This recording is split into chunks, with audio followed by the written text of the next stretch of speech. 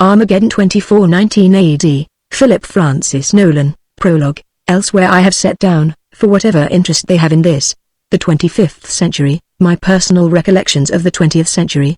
Now it occurs to me that my memories of the 25th century may have an equal interest 500 years from now, particularly in view of that unique perspective from which I have seen the 25th century, entering it as I did, in one leap across a gap of 492 years. This statement requires elucidation. There are still many in the world who are not familiar with my unique experience. I should state therefore, that I, Anthony Rogers, am, so far as I know, the only man alive whose normal span of life has been spread over a period of 573 years. To be precise, I lived the first 29 years of my life between 1898 and 1927, the rest since 2419. The gap between these two, a period of nearly 500 years, I spent in a state of suspended animation, free from the ravages of catabolic processes, and without any apparent effect on my physical or mental faculties. When I began my long sleep, man had just begun his real conquest of the air in a sudden series of transoceanic flights in airplanes driven by internal combustion motors. He had barely begun to speculate on the possibilities of harnessing subatomic forces, and had made no further practical penetration into the field of ethereal pulsations than the primitive radio and television of that day. The United States of America was the most powerful nation in the world, its political, financial, industrial and scientific influence being supreme. I awoke to find the America I knew a total wreck, to find Americans a hunted race in their own land, hiding in the dense forests that covered the shattered and leveled ruins of their once magnificent cities, desperately preserving, and struggling to develop in their secret retreats, the remnants of their culture and science and their independence. World domination was in the hands of Mongolians, and the center of world power lay in inland China, with Americans one of the few races of mankind unsubdued, and it must be admitted in fairness to the truth, not worth the trouble of subduing in the eyes of the Han airlords who ruled North America as titular tributaries of the most magnificent, for they needed not the forests in which the Americans lived, nor the resources of the vast territories these forests covered. With the perfection to which they had reduced the synthetic production of necessities and luxuries, their development of scientific processes and mechanical accomplishments of work, they had no economic need for the forests, and no economic desire for the enslaved labor of an unruly race. They had all they needed for their magnificently luxurious scheme of civilization within the walls of the 15 cities of sparkling glass they had flung skyward on the sites of ancient American centers, into the bowels of the earth underneath them, and with relatively small surrounding areas of agriculture. Complete domination of the air rendered communication between these centers a matter of ease and safety. Occasional destructive raids on the wastelands were considered all that was necessary to keep the wild Americans on the run within the shelter of their forests, and prevent their becoming a menace to the Han civilization. But nearly 300 years of easily maintained security, the last century of which had been nearly sterile in scientific, social and economic progress, had softened them. It had likewise developed, beneath the protecting foliage of the forest, the growth of a vigorous new American civilization, remarkable in the mobility and flexibility of its organization, in its conquest of almost insuperable obstacles, and in the development and guarding of its industrial and scientific resources. All this was in anticipation of that day of hope to which Americans had been looking forward for generations, when they would be strong enough to burst from the green chrysalis of the forests, soar into the upper air lanes and destroy the Hans. At the time I awoke, the day of hope was almost at hand. I shall not attempt to set forth a detailed history of the Second War of Independence, for that has been recorded already by better historians than I am. Instead I shall confine myself largely to the part one was fortunate enough to play in this struggle and in the events leading up to it. It all resulted from my interest in radioactive gases. During the latter part of 1927 my company, the American Radioactive Gas Corporation, had been keeping me busy investigating reports of unusual phenomena observed in certain abandoned coal mines near the Wyoming Valley, in Pennsylvania. With 2 assistants and a complete equipment of scientific instruments, I began the exploration of a deserted working in a mountainous district, where several weeks before, a number of mining engineers had reported traces of carnotite, a hydrovanadate of uranium, and other metals, then used as a source of radium compounds, and what they believed to be radioactive gases. Their report was not without foundation. It was apparent from the outset, for in our examination of the upper levels of the mine, our instruments indicated a vigorous radioactivity. On the morning of December 15th, we descended to one of the lowest levels. To our surprise, we found no water there. Obviously it had drained off through some break in the strata. We noticed too that the rock in the side walls of the shaft was soft, evidently due to the radioactivity, and pieces crumbled underfoot rather easily. We made our way cautiously down the shaft, when suddenly the rotted timbers above us gave way. I jumped ahead, barely escaping the avalanche of coal and soft rock. My companions, who were several paces behind me, were buried under it, and undoubtedly met instant death. I was trapped. Return was impossible. With my electric torch I explored the shaft to its end, but could find no other way out. The air became increasingly difficult to breathe, probably from the rapid accumulation of the radioactive gas. In a little while my senses reeled and I lost consciousness. When I awoke, there was a cool and refreshing circulation of air in the shaft. I had not thought that I had been unconscious more than a few hours, although it seems that the radioactive gas had kept me in a state of suspended animation for something like 500 years. My awakening, I figured out later, had been due to some shifting of the strata which reopened the shaft and cleared the atmosphere in the working. This must have been the case, for I was able to struggle back up the shaft over a pile of debris, and stagger up the long incline to the mouth of the mine, where an entirely different world, overgrown with a vast forest and no visible sign of human habitation, met my eyes. I shall pass over the days of mental agony that followed in my attempt to grasp the meaning of it all. There were times when I felt that I was on the verge of insanity. I roamed the unfamiliar forest like a lost soul. Had it not been for the necessity of improvising traps and crude clubs with which to slay my food, I believe I should have gone mad. Suffice it to say, however, that I survived this psychic crisis. I shall begin my narrative proper with my first contact with Americans of the year 2419 AD, floating men. My first glimpse of a human being of the 25th century was obtained through a portion of woodland where the trees were thinly scattered, with a dense forest beyond. I had been wandering along aimlessly, and hopelessly, musing over my strange fate, when I noticed a figure that cautiously backed out of the dense growth across the glade. I was about to call out joyfully, but there was something furtive about the figure that prevented me. The boy's attention, for it seemed to be a lad of 15 or 16, was centered tensely on the heavy growth of the trees from which he had just emerged. He was clad in rather tight-fitting garments entirely of green, and wore a helmet-like cap of the same color. High around his waist he wore a broad thick belt, which bulked up in the back across the shoulders into something of the proportions of a knapsack. As I was taking in these details, there came a vivid flash and heavy detonation, like that of a hand grenade, not far to the left of him. He threw up an arm and staggered a bit in a queer, gliding way, then he recovered himself and slipped cautiously away from the place of the explosion, crouching slightly, and still facing the denser part of the forest. Every few steps he would raise his arm, and point into the forest with something he held in his hand. Wherever he pointed there was a terrible explosion, deeper in among the trees. It came to me then that he was shooting with some form of pistol, though there was neither flash nor detonation from the muzzle of the weapon itself. After firing several times, he seemed to come to a sudden resolution, and turning in my general direction, leapt to my amazement sailing through the air between the sparsely scattered trees in such a jump as I had never in my life seen before.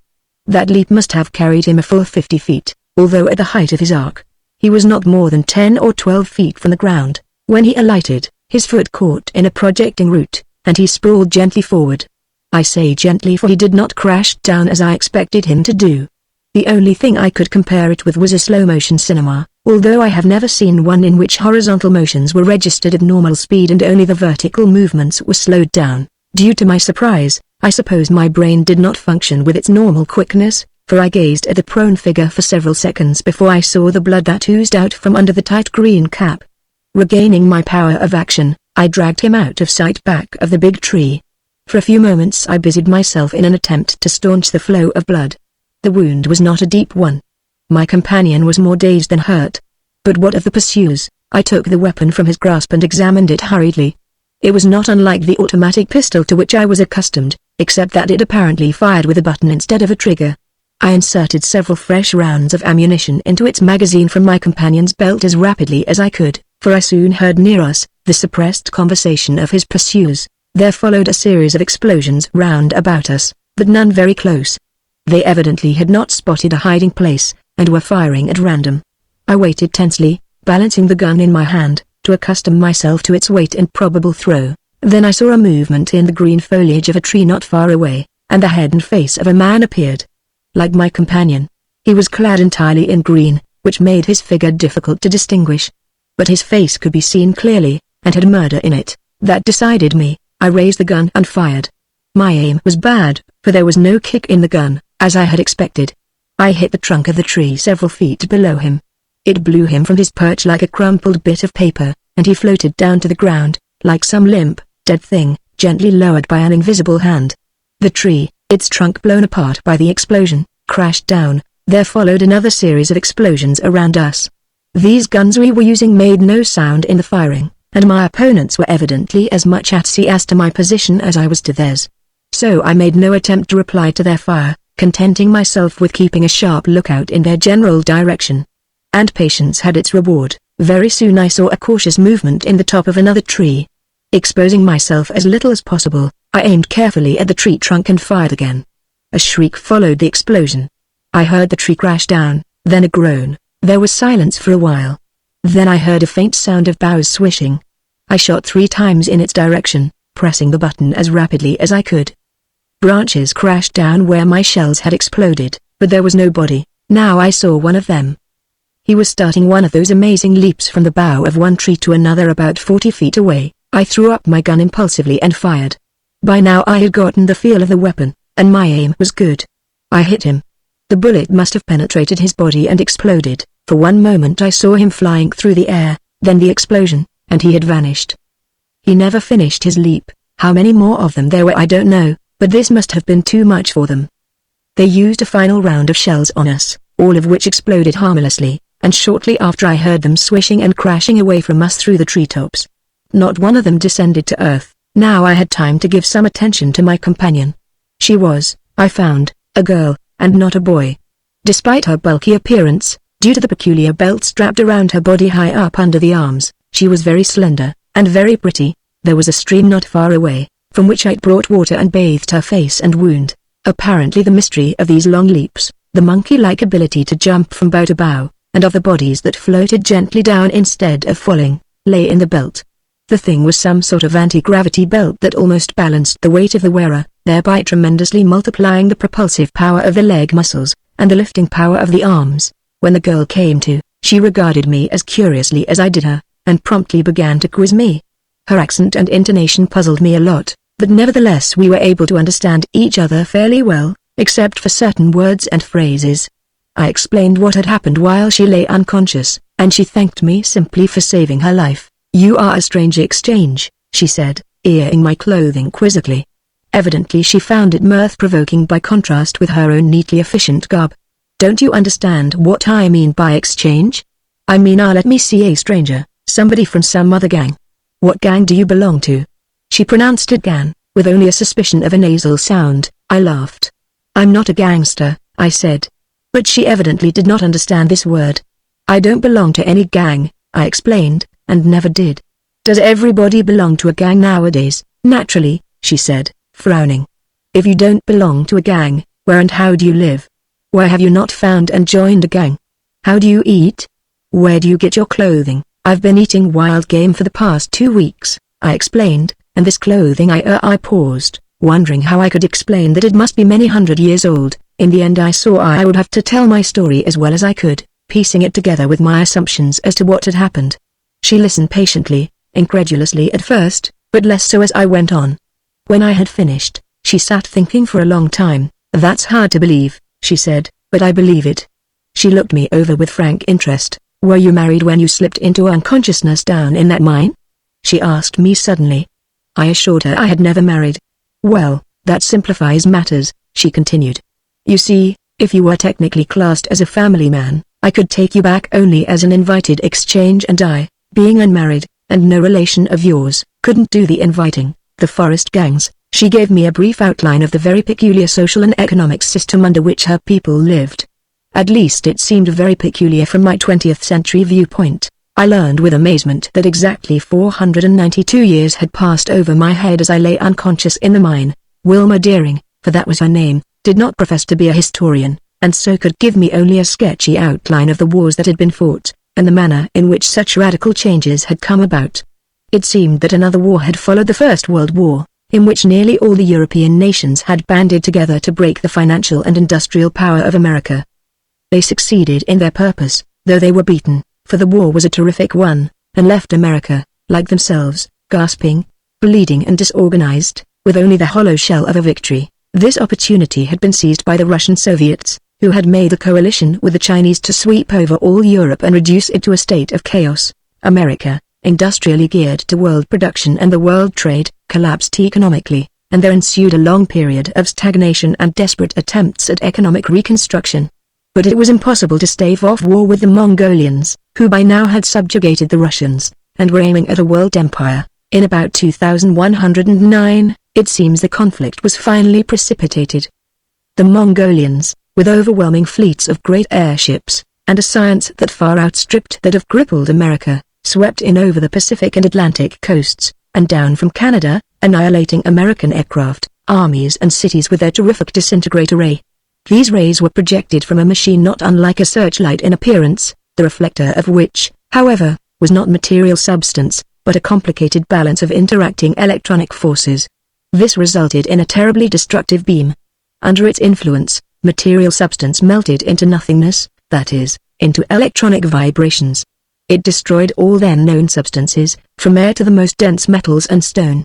They settled down to the establishment of what became known as the Han Dynasty in America, as a sort of province in their world empire. Those were terrible days for the Americans. They were hunted like wild beasts. Only those survived who finally found refuge in mountains, canyons and forests. Government was at an end among them. Anarchy prevailed for several generations. Most would have been eager to submit to the Hans, even if it meant slavery.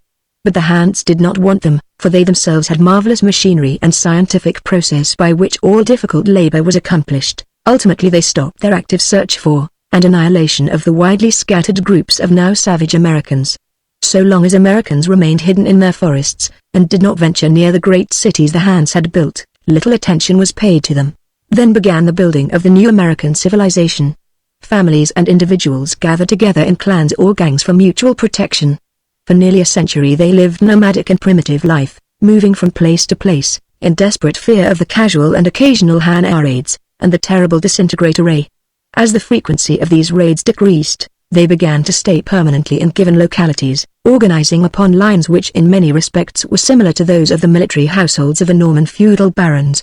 However, instead of gathering together in castles, American defense tactics necessitated a certain scattering of living quarters for families and individuals. They lived virtually in the open air, in the forests, in green tents, resorting to camouflage tactics that would conceal their presence from air observers. They dug underground factories and laboratories that they might better be shielded from the electronic detectors of the Hans. They tapped the radio communication lines of the Hans, with crude instruments at first, better ones later on. They bent every effort toward the redevelopment of science. For many generations they labored as unseen, unknown scholars of the Hans, picking up their knowledge piecemeal. During the earlier part of this period, there were many deadly wars fought between the various gangs, and occasional courageous but childishly futile attacks upon the Hans, followed by terribly punitive raids. But as knowledge progressed, the sense of American brotherhood redeveloped. Reciprocal arrangements were made among the gangs over constantly increasing areas. Trade developed to a certain extent, between one gang and another, but the interchange of knowledge became more important than that of goods as skill in the handling of synthetic processes developed. Within the gang, an economy was developed that was a compromise between individual liberty and a military socialism. The right of private property was limited practically to personal possessions, but private privileges were many, and sacredly regarded. Stimulation to achievement lay chiefly in the winning of various kinds of leadership and prerogatives. There could be only a very limited degree of owning anything that might be classified as wealth, and nothing that might be classified as resources. Resources of every description, for military safety and efficiency, belonged as a matter of public interest to the community as a whole. In the meantime, through these many generations, the Hans had developed a luxury economy. The Americans were regarded as wild men of the woods. And since the Hans neither needed nor wanted the woods or the wild men, they treated Americans as beasts, and were conscious of no human brotherhood with them.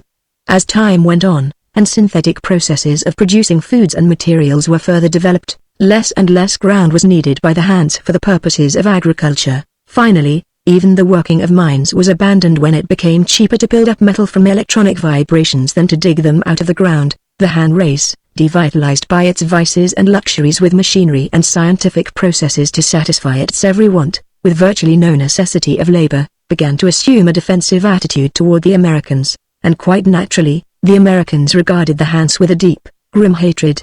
They longed desperately for the day when they should be powerful enough to rise and annihilate the Mongolian blight that lay over the continent.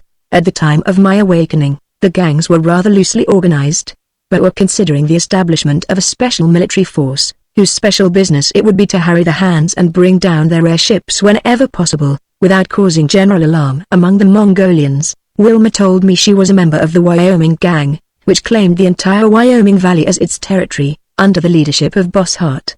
Her mother and father were dead, and she was unmarried, so she was not a family member. She lived in a little group of tents known as Camp 17, under a woman camp boss, with 7 other girls. Her duties alternated between military or police scouting and factory work. For the 2-week period which would end the next day, she had been on air patrol. This did not mean, as I first imagined, that she was flying, but rather that she was on the lookout for hand ships over this outlying section of the Wyoming territory, and had spent most of her time perched in the treetops scanning the skies. Had she seen one, she would have fired a drop flare several miles off to one side, which would ignite when it was floating vertically toward the earth, so that the direction or point from which it had been fired might not be guessed by the airship and bring a blasting play of the disintegrator ray in her vicinity. Other members of the air patrol would send up rockets on seeing hers, until finally a scout equipped with an ultraphone, which, unlike the ancient radio, operated on the ultronic ethereal vibrations, would pass the warning simultaneously to the headquarters of the Wyoming Gang and other communities within a radius of several hundred miles. This would also alert the few American rocket ships that might be in the air, which instantly would duck to cover either through forest clearings or by flattening down to earth in green fields where their coloring would probably protect them from observation. The favorite American method of propulsion was known as rocketing. The rocket is what I would describe, from my 20th century comprehension of the matter, as an extremely powerful gas blast, atomically produced through the stimulation of chemical action. Scientists of today regard it as a childishly simple reaction, but by that very virtue, most economical and efficient. But tomorrow, Wilma explained, she would go back to work in the cloth plant, where she would take charge of one of the synthetic processes by which those wonderful substitutes for woven fabrics of wool, cotton and silk are produced. At the end of another 2 weeks, she would be back on military duty again, perhaps at the same work, or maybe as a contact guard, on duty where the territory of the Wyomings merged with that of the Delawares, or the Susquehannas, or one of the half-dozen other gangs in that section of the country which I knew as Pennsylvania and New York states. Wilma cleared up for me the mystery of those flying leaps which she and her assailants had made, and explained in the following manner. The Inatron belt balances weight. Jumpers were in common use at the time I awoke, though they were costly, for at that time Inatron had not been produced in very great quantity. They were very useful in the forest. They were belts, strapped high under the arms, containing an amount of Inatron adjusted to the wearer's weight and purposes. In effect, they made a man weigh as little as he desired, 2 pounds if he liked. Floaters are a later development of jumpers, rocket motors encased in Inatron blocks and strapped to the back in such a way that the wearer floats, when drifting, facing slightly downward. With his motor in operation, he moves like a diver, head foremost, controlling his direction by twisting his body and by movements of his outstretched arms and hands. Ballast weights locked in the front of the belt adjust weight and lift. Some men prefer a few ounces of weight in floating, using a slight motor thrust to overcome this. Others prefer a buoyancy balance of a few ounces. The inadvertent dropping of weight is not a serious matter. The motor thrust always can be used to descend. But as an extra precaution, in case the motor should fail, for any reason, there are built into every belt a number of detachable sections, one more of which can be discarded to balance off any loss in weight. But who were your assailants? I asked, and why were you attacked? Her assailants, she told me, were members of an outlaw gang, referred to as Bad Bloods, a group which for several generations had been under the domination of leaders who tried to advance the interests of their clan by tactics which their neighbors had come to regard as unfair, and who in consequence had been virtually boycotted. Their purpose had been to slay Wilma near Delaware frontier, making it appear that the crime had been committed by Delaware scouts and thus embroil the Delawares and Wyomings in acts of reprisal against each other, or at least cause suspicions. Fortunately they had not succeeded in surprising her, and she had been successful in dodging them for some 2 hours before the shooting began, at the moment when I arrived on the scene. But we must not stay here talking, Wilma concluded. I have to take you in, and besides I must report this attack right away. I think we had better slip over to the other side of the mountain. Whoever is on that post will have a phone, and I can make a direct report. But you'll have to have a belt. Mine alone won't help much against our combined weights, and there's little to be gained by jumping heavy. It's almost as bad as walking. After a little search, we found one of the men I had killed, who had floated down among the trees some distance away and whose belt was not badly damaged. In detaching it from his body, it nearly got away from me and shot up in the air. Wilma caught it, however, and though it reinforced the lift of her own belt so that she had to hook her knee around a branch to hold herself down, she saved it.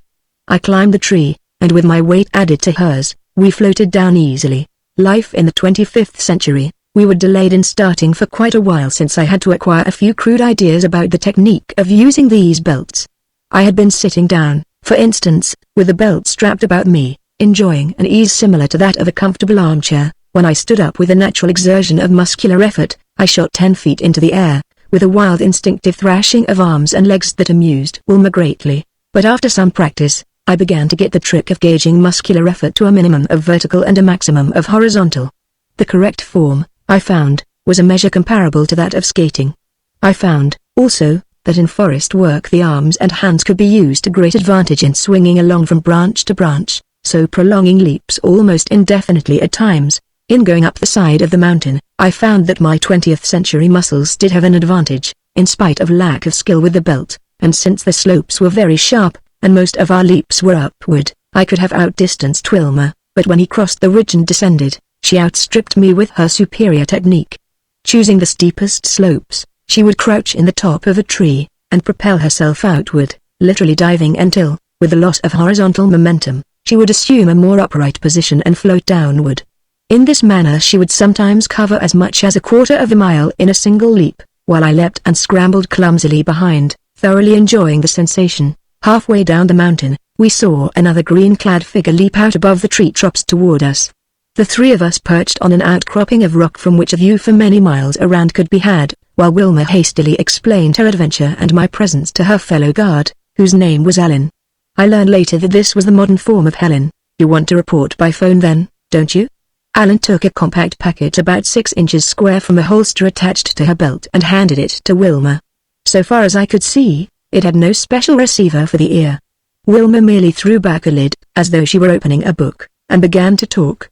The voice that came back from the machine was as audible as her own. She was queried closely as to the attack upon her, and at considerable length as to myself, and I could tell from the tone of that voice that its owner was not prepared to take me at my face value as readily as Wilma had. For that matter, neither was the other girl. I could realize it from the suspicious glances she threw my way, when she thought my attention was elsewhere, and, the manner in which her hand hovered constantly near her gun holster. Wilma was ordered to bring me in at once, and informed that another scout would take her place on the other side of the mountain. She closed down the lid of the phone and handed it back to Alan, who seemed relieved to see us departing over the treetops in the direction of the camps. We had covered perhaps 10 miles. In what still seemed to me a surprisingly easy fashion, when Wilma explained that from here on we would have to keep to the ground. We were nearing the camps, she said, and there was always the possibility that some small hand scout ship, invisibly high in the sky, might catch sight of us through a projectoscope and thus find the general location of the camps. Wilma took me to the scout office, which proved to be a small building of irregular shape, conforming to the trees around it, and substantially constructed of green sheet-like material. I was received by the assistant scout boss, who reported my arrival at once to the historical office, and to officials he called the psycho boss and the history boss, who came in a few minutes later. The attitude of all three men was at first polite but skeptical, and Wilma's ardent advocacy seemed to amuse them. For the next 2 hours, I talked, explained and answered questions. I had to explain, in detail, the manner of my life in the 20th century and my understanding of customs, habits, business, science and the history of that period, and about developments in the centuries that had elapsed. Had I been in a classroom, I would have come through the examination with a very poor mark, for I was unable to give any answer to fully half of their questions. But before long I realized that the majority of these questions were designed as traps. Objects, of whose purpose I knew nothing, were casually handed to me, and I was watched keenly as I handled them. In the end I could see both amazement and belief begin to show in the faces of my inquisitors, and at last the historical and psycho bosses agreed openly that they could find no flaw in my story or reactions, and that my story must be accepted as genuine. They took me at once to Big Boss Hart. He was a portly man with a poker face. He would probably have been the successful politician even in the 20th century, They gave him a brief outline of my story and a report of their examination of me. He made no comment other than to nod his acceptance of it. Then he turned to me. "How does it feel?" he asked. "Do we look funny to you?" "A bit strange," I admitted. "But I'm beginning to lose that dazed feeling, though I can see I have an awful lot to learn." "Maybe we can learn some things from you, too," he said. "So you fought in the First World War?" "Do you know, we have very little left in the way of records of the details of that war, that is, the precise conditions under which it was fought, and the tactics employed. We forgot many things during the Han Terror, and well, I think you might have a lot of ideas worth thinking over for our raid masters. By the way, now that you're here, and can't go back to your own century, so to speak, what do you want to do? You're welcome to become one of us. Or perhaps you'd just like to visit with us for a while, and then look around among the other gangs. Maybe you'd like some of the others better. Don't make up your mind now. We'll put you down as an exchange for a while. Let's see. You and Bill Hearn ought to get along well together. He's camp boss of number 34 when he isn't acting as raid boss or scout boss. There's a vacancy in his camp. Stay with him and think things over as long as you want to. As soon as you make up your mind to anything, let me know." We all shook hands, for that was one custom that had not died out in 500 years, and I set out with Hearn. Bill, like all the others, was clad in green. He was a big man. That is, he was about my own height, 5 feet 11. This was considerably above the average now, for the race had lost something in stature, it seemed, through the vicissitudes of 5 centuries. Most of the women were a bit below 5 feet, and the men only a trifle above this height. For a period of 2 weeks Bill was to confine himself to camp duties, so I had a good chance to familiarize myself with the community life. It was not easy. There were so many marvels to absorb. I never ceased to wonder at the strange combination of rustic social life and feverish industrial activity. At least, it was strange to me. For in my experience, industrial development meant crowded cities, tenements, paved streets, profusion of vehicles, noise, hurrying men and women with strained or dull faces, vast structures and ornate public works. Here, however, was rustic simplicity, apparently isolated families and groups, living in the heart of the forest, with a quarter of a mile or more between households. There was a total absence of crowds, no means of conveyance other than the belts called jumpers, almost constantly worn by everybody, and an occasional rocket ship used only for longer journeys, and underground plants or factories that were to my mind more like laboratories and engine rooms. Many of them were excavations as deep as mines, with well-furnished, lighted and comfortable interiors. These people were adept at camouflage against air observation.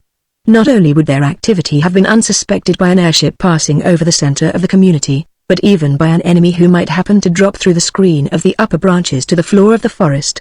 The camps, or household structures, were all irregular in shape and of colors that blended with the great trees among which they were hidden. There were 724 dwellings or camps among the Yomings, located within an area of about 15 square miles. The total population was 8,688, every man, woman and child, whether member or exchange, being listed. The plants were widely scattered through the territory also. Nowhere was anything like congestion permitted. So far as possible, families and individuals were assigned to living quarters, not too far from the plants or offices in which their work lay. All able-bodied men and women alternated in 2-week periods between military and industrial service, except those who were needed for household work. Since working conditions in the plants and offices were ideal, and everybody thus had plenty of healthy outdoor activity. In addition, the population was sturdy and active. Laziness was regarded as nearly the greatest of social offenses. Hard work and general merit were variously rewarded with extra privileges, advancement to positions of authority, and with various items of personal equipment for convenience and luxury. In leisure moments, I got great enjoyment from sitting outside the dwelling in which I was quartered with Bill Hearn and 10 other men, watching the occasional passers-by, as with leisurely, but swift movements, they swung up and down the forest trail, rising from the ground in long almost horizontal leaps, occasionally swinging from one convenient branch overhead to another, sliding back to the ground farther on. Normal traveling pace, where these trails were straight enough, was about 20 miles an hour. Such things as automobiles and railroad trains, the memory of them not more than a month old in my mind, seemed inexpressibly silly and futile compared with such convenience as these belts or jumpers offered. Bill suggested that I wander around for several days, from plant to plant, to observe and study what I could. The entire community had been apprised of my coming, my rating as an exchange reaching every building and post in the community. By means of ultronic broadcast everywhere, I was welcomed in an interested and helpful spirit. I visited the plants where ultronic vibrations were isolated from the ether and through slow processes built up into subelectronic, electronic and atomic forms into the two great synthetic elements, ultron and inatron. I learned something, superficially at least, of the processes of combined chemical and mechanical action through which were produced the various forms of synthetic cloth. I watched the manufacture of the machines which were used at locations of construction to produce the various forms of building materials. But I was particularly interested in the munitions plants and the rocket ship shops. Ultron is a solid of great molecular density and moderate elasticity, which has the property of being 100% conductive to those pulsations known as light, electricity and heat. Since it is completely permeable to light vibrations, it is therefore absolutely invisible and non-reflective. Its magnetic response is almost, but not quite, 100% also. It is therefore very heavy under normal conditions but extremely responsive to the repeller anti-gravity rays, such as the hands use as legs for their airships. Inatron is the second great triumph of American research and experimentation with ultronic forces. It was developed just a few years before my awakening in the abandoned mine. It is a synthetic element, built up, through a complicated heterodyning of ultronic pulsations, from infrabalanced subionic forms.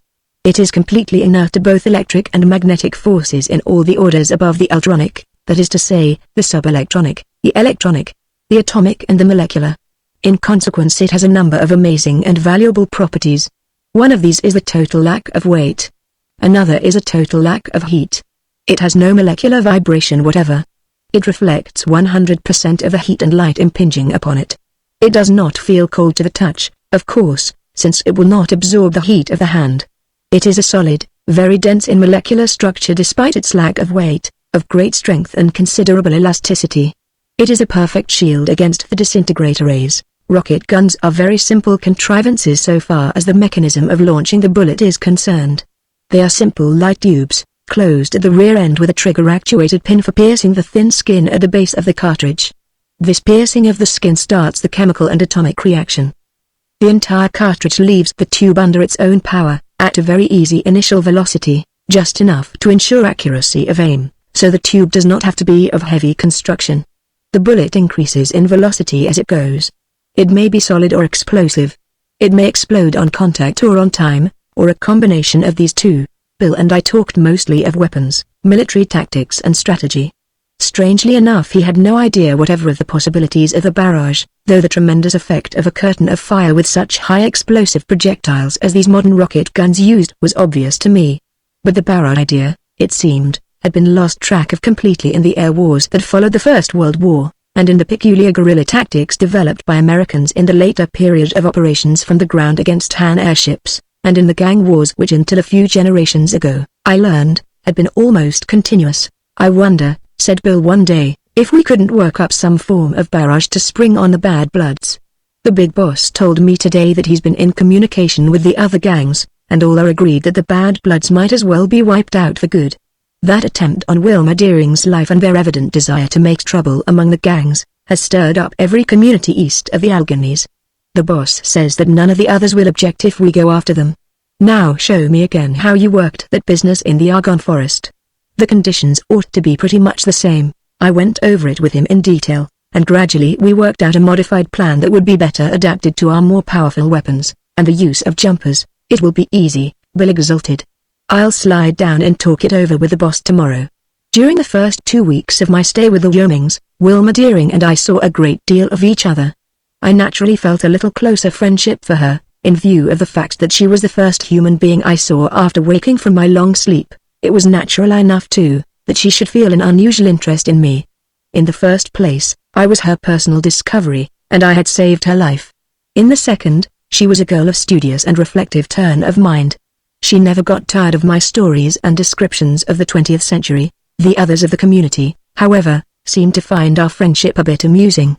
It seemed that Wilma had a reputation for being cold toward the opposite sex, and so others misinterpreted her attitude, much to their own delight. Wilma and I, however, ignored this as much as we could. A Han air raid. There was a girl in Wilma's camp named Gertie Mann, with whom Bill Hearn was desperately in love, and the four of us used to go around a lot together. Gertie was a distinct type. Whereas Wilma had the usual dark brown hair and hazel eyes that marked nearly every member of the country, Gertie had red hair, blue eyes and very fair skin.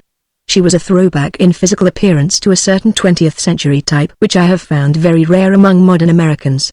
The four of us were engaged one day in a discussion of this very point, when I obtained my first experience of a Han air raid. We were sitting high on the side of a hill overlooking the valley that teemed with human activity, invisible beneath its blanket of foliage. The other three, who knew of the Irish but vaguely and indefinitely, as a race on the other side of the globe, which, like ourselves, had succeeded in maintaining a precarious and fugitive existence in rebellion against the Mongolian domination of the earth, were listening with interest to my theory that Gertie's ancestors of several hundred years ago must have been Irish. I explained that Gertie was an Irish type, and that her surname might well have been McMahon, or Meemohan, and still more anciently Macmathgamhain. They were interested too in my surmise that Gertie was the same name as that which had been Gertie or Gertrude in the 20th century. In the middle of our discussion, we were startled by an alarm rocket that burst high in the air, far to the north, spreading a pall of red smoke that drifted like a cloud. It was followed by others at scattered points in the northern sky. A Han raid! Bill exclaimed in amazement. The first in 7 years. Maybe it's just one of their ships off its course, I ventured. No, said Wilma in some agitation. That would be green rockets. Red means only one thing, Tony. They're sweeping the countryside with their disbeams. Can you see anything, Bill? We had better get under cover, Gertie said nervously. The four of us are bunched here in the open. For all we know they may be 12 miles up, out of sight, yet looking at us with a projector. Bill had been sweeping the horizon hastily with his glass, but apparently saw nothing. We had better scatter, at that, he said finally. It's orders, you know. See. He pointed to the valley. Here and there a tiny human figure shot for a moment above the foliage of the treetops. That's bad, Wilma commented, as she counted the jumpers.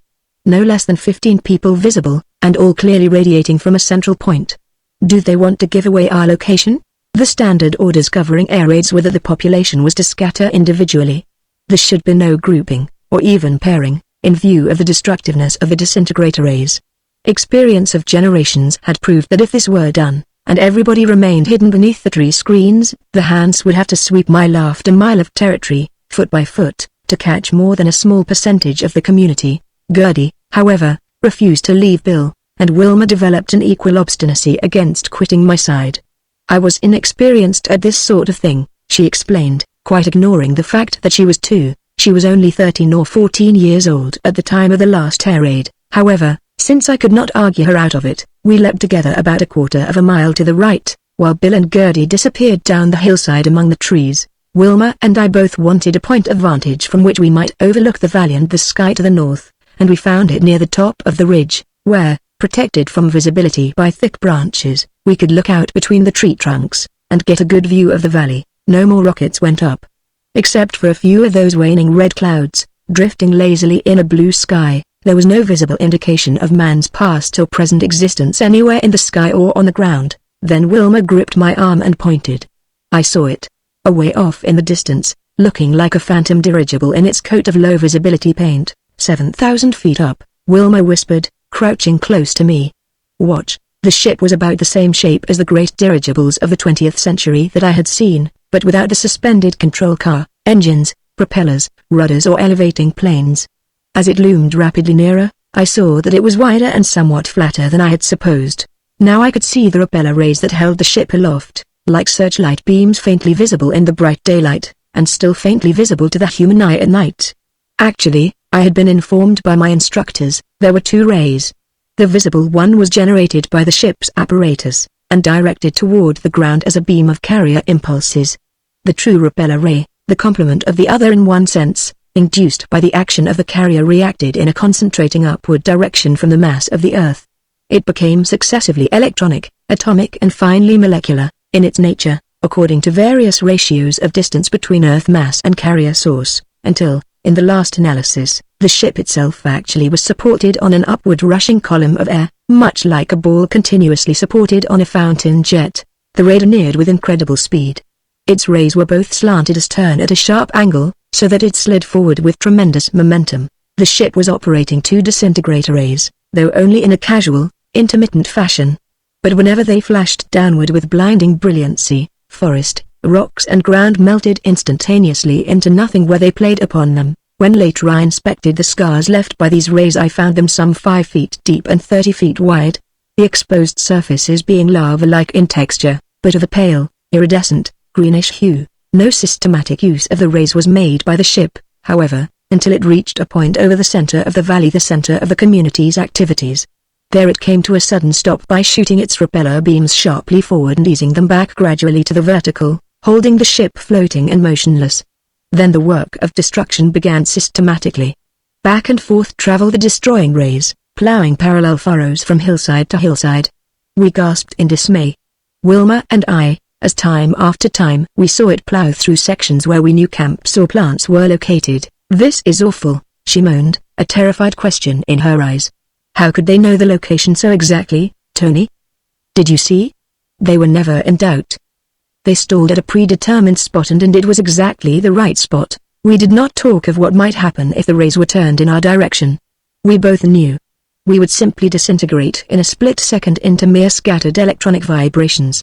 Strangely enough, it was this self-reliant girl of the 25th century, who clung to me, a relatively primitive man of the 20th, less familiar than she with the thought of this terrifying possibility for moral support. We knew that many of our companions must have been whisked into absolute non-existence before our eyes in these few moments. The whole thing paralyzed us into mental and physical immobility for I do not know how long. It couldn't have been long, however, for the rays had not plowed more than 30 of their 20-foot furrows or so across the valley, when I regained control of myself, and brought Wilma to herself by shaking her roughly. "How far will this rocket gun shoot, Wilma?" I demanded, drawing my pistol. "It depends on your rocket, Tony. It will take even the longest range rocket, but you could shoot more accurately from a longer tube." "But why? You couldn't penetrate the shell of that ship with rocket force, even if you could reach it." I fumbled clumsily with my rocket pouch, for I was excited. I had an idea I wanted to try. With Wilma's help, I selected the longest range explosive rocket in my pouch, and fitted it to my pistol. "It won't carry 7,000 feet, Tony," Wilma objected. But I took aim carefully. It was another thought that I had in my mind. The supporting repeller ray, I had been told, became molecular in character at what was called a logarithmic level of 5. Below that it was a purely electronic flow or pulsation between the source of the carrier and the average mass of the Earth. Below that level, if I could project my explosive bullet into this stream where it began to carry material substance upward, might it not rise with the air column, gathering speed and hitting the ship with enough impact to carry it through the shell? It was worth trying anyhow. Wilma became greatly excited, too, when she grasped the nature of my inspiration. Feverishly I looked around for some formation of branches against which I could rest the pistol, for I had to aim most carefully. At last I found one. Patiently I sighted on the hulk of the ship far above us, aiming at the far side of it, at such an angle as would, so far as I could estimate, bring my bullet path through the forward repeller beam.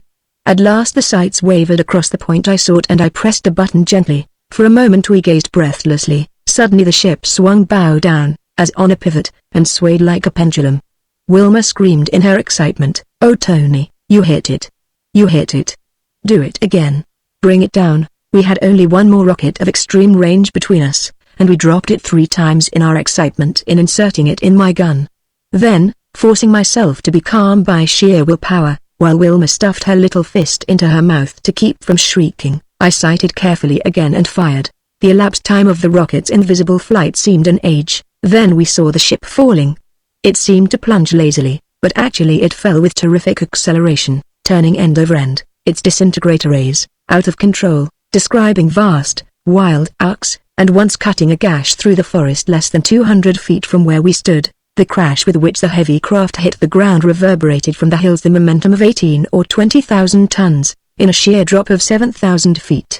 A mangled mass of metal, it buried itself in the ground, with poetic justice, in the middle of the smoking, semi-molten field of destruction it had been so deliberately plowing. The silence, the vacuity of the landscape was oppressive as the last echoes died away. Then far down the hillside, a single figure leapt exultantly above the foliage screen.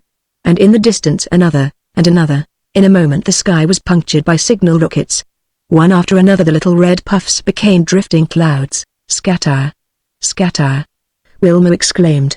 "In half an hour there'll be an entire hand fleet here from New York, and another from Buffalo." They'll get this instantly on their recordographs and location finders. They'll blast the whole valley and the country for miles beyond. Come, Tony. There's no time for the gang to rally. See the signals. We've got to jump. Oh, I'm so proud of you. Over the ridge we went, in long leaps towards the east, the country of the Delawares. From time to time signal rockets puffed in the sky. Most of them were the red warnings, the scatter signals. But from certain of the others, which Wilma identified as Wyoming rockets, she gathered that whoever was in command, we did not know whether the boss was alive or not, was ordering an ultimate rally toward the south, and so we changed our course. It was a great pity. I thought that the clan had not been equipped throughout its membership with ultraphones, but Wilma explained to me that not enough of these had been built for distribution as yet, although general distribution had been contemplated within a couple of months. We traveled far before nightfall overtook us, trying only to put as much distance as possible between ourselves and the valley. When gathering dusk made jumping too dangerous, we sought a comfortable spot beneath the trees and consumed part of our emergency rations. It was the first time I had tasted the stuff, a highly nutritive synthetic substance called concentro, which was, however, a bit bitter and unpalatable. But as only a mouthful or so was needed, it did not matter. Neither of us had a cloak. But we were both thoroughly tired and happy, so we curled up together for warmth. I remember Wilma making some sleepy remark about our mating, as she cuddled up, as though the matter were all settled, and my surprise at my own instant acceptance of the idea, for I had not consciously thought of her that way before. But we both fell asleep at once. In the morning we found little time for love-making. The practical problem facing us was too great. Wilma felt that the Wyoming plan must be to rally in the Susquehanna territory, but she had her doubts about the wisdom of this plan. In my elation at my success in bringing down the Han ship, and my newly found interest in my charming companion, I had forgotten the ominous fact that the Han ship I had destroyed must have known the exact location of the Wyoming works. This meant, to Wilma's mind, either that the Hans had perfected new instruments as yet unknown to us, or that somewhere, among the Wyomings or some other nearby gang, there were traitors. In either contingency, she argued, other Han raids would follow, and since the Susquehannas had a highly developed organization and more than usually productive plants, the next trade might be expected to strike them. But at any rate it was clearly our business to get in touch with the other fugitives as quickly as possible, so in spite of muscles that were sore from the excessive leaping of the day before, we continued on our way. We traveled for only a couple of hours when we saw a multicolored rocket in the sky, some 10 miles ahead of us. There to the left, Tony, Wilma said, and listen for the whistle. Why? I asked. Haven't they given you the rocket code yet? She replied. That's what the green, followed by yellow and purple means. To concentrate 5 miles east of the rocket position. You know the rocket position itself might draw a play of disrays. It did not take us long to reach the neighborhood of the indicated rallying, though we were now traveling beneath the trees, with but an occasional leap to a top branch to see if any more rocket smoke was floating above. And soon we heard a distant whistle. We found about half the gang already there, in a spot where the trees met high above a little stream. The big boss and raid bosses were busy reorganizing the remnants. You two stick close to me, he said, adding grimly, I'm going back to the valley at once with 100 picked men, and I'll need you, setting the trap. Inside of 15 minutes we were on our way. A certain amount of caution was sacrificed for the sake of speed, and the men leapt away either across the forest top, or over open spaces of ground, but concentration was forbidden. The big boss named the spot on the hillside as the rallying point. We'll have to take a chance on being seen, so long as we don't group, he declared. At least until within 5 miles of the rallying spot. From then on I want every man to disappear from sight and to travel under cover. And keep your ultraphones open, and turned on 10476. Wilma and I had received our battle equipment from the gear boss. It consisted of a long gun, a handgun, with a special case of ammunition constructed of initron, which made the load weigh but a few ounces, and a short sword. This gear we strapped over each other's shoulders, on top of our jumping belts.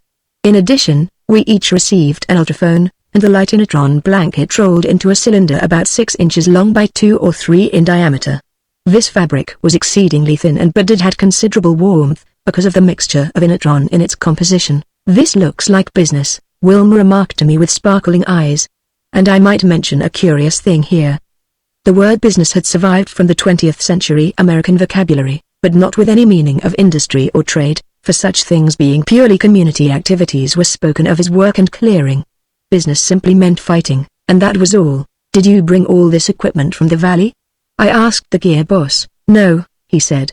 There was no time to gather anything. All this stuff we cleared from the Susquannas a few hours ago. I was with the boss on the way down, and he had me jump on ahead and arrange it. But you two had better be moving. He's beckoning you now. Hart was about to call us on our phones when we looked up.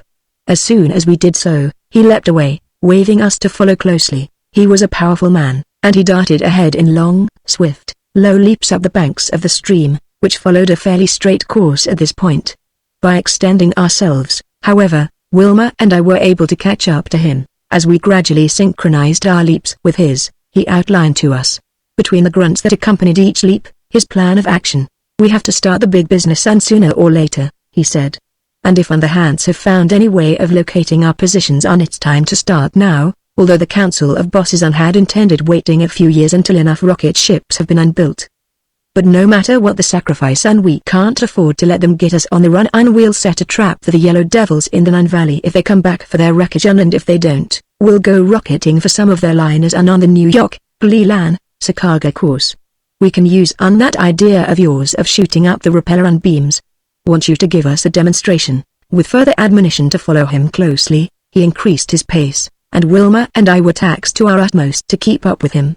It was only in ascending the slopes that my tougher muscles overbalanced his greater skill, and I was able to set the pace for him, as I had for Wilma. We slept in greater comfort that night, under our Initron blankets, and were off with the dawn, leaping cautiously to the top of the ridge overlooking the valley which Wilma and I had left. The boss scanned the sky with his ultrascope, patiently taking some 15 minutes to the task, and then swung his phone into use, calling the roll and giving the men their instructions. His first order was for us all to slip our rear and chest discs into permanent position.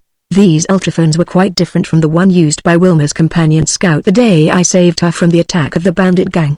That one was contained entirely in a small pocket case. These, with which we were now equipped, consisted of a pair of ear discs, each a separate and self-contained receiving set. They slipped into little pockets over our ears in the fabric helmets we wore, and shut out virtually all extraneous sounds. The chest discs were likewise self-contained sending sets, strapped to the chest a few inches below the neck and actuated by the vibrations from the vocal cords through the body tissues. The total range of these sets was about 18 miles. Reception was remarkably clear, quite free from the static of 20th century radios, and of a strength in direct proportion to the distance of the speaker. The boss set was triple-powered, so that his orders would cut in on any local conversations, which were indulged in, however, with great restraint, and only for the purpose of maintaining contacts. I marveled at the efficiency of this modern method of battle communication in contrast to the clumsy signaling devices of more ancient times, and also at other military contrasts in which the 20th and 25th century methods were the reverse of each other in efficiency. These modern Americans, for instance, knew little of hand-to-hand fighting, and nothing, naturally, of trench warfare. And until my recent flash of inspiration, no one among them, apparently, had ever thought of the scheme of shooting a rocket into a repeller beam and letting the beam itself hurl it upward into the most vital part of the hand ship. Hart patiently placed his men, first giving his instructions to the campmasters, and then remaining silent, while they placed the individuals. In the end, the 100 men were ringed about the valley, on the hillsides and tops, each in a position from which he had a good view of the wreckage of the hand ship. But not a man had come in view, so far as I could see, in the whole process. The boss explained to me that it was his idea that he, Wilma and I should investigate the wreck. If hand ships should appear in the sky, we would leap for the hillsides. I suggested to him to have the men set up their long guns trained on an imaginary circle surrounding the wreck. He busied himself with this after the three of us leapt down to the hand ship, serving as a target himself, while he called on the men individually to aim their pieces and lock them in position. In the meantime Wilma and I climbed into the wreckage, but did not find much. Practically all of the instruments and machinery had been twisted out of unrecognizable shape, or utterly destroyed by the ship's disintegrator rays, which apparently had continued to operate in the midst of its warped remains for some moments after the crash. It was unpleasant work searching the mangled bodies of the crew. But it had to be done. The hand clothing, I observed, was quite different from that of the Americans, and more like the garb to which I had been accustomed in the earlier part of my life.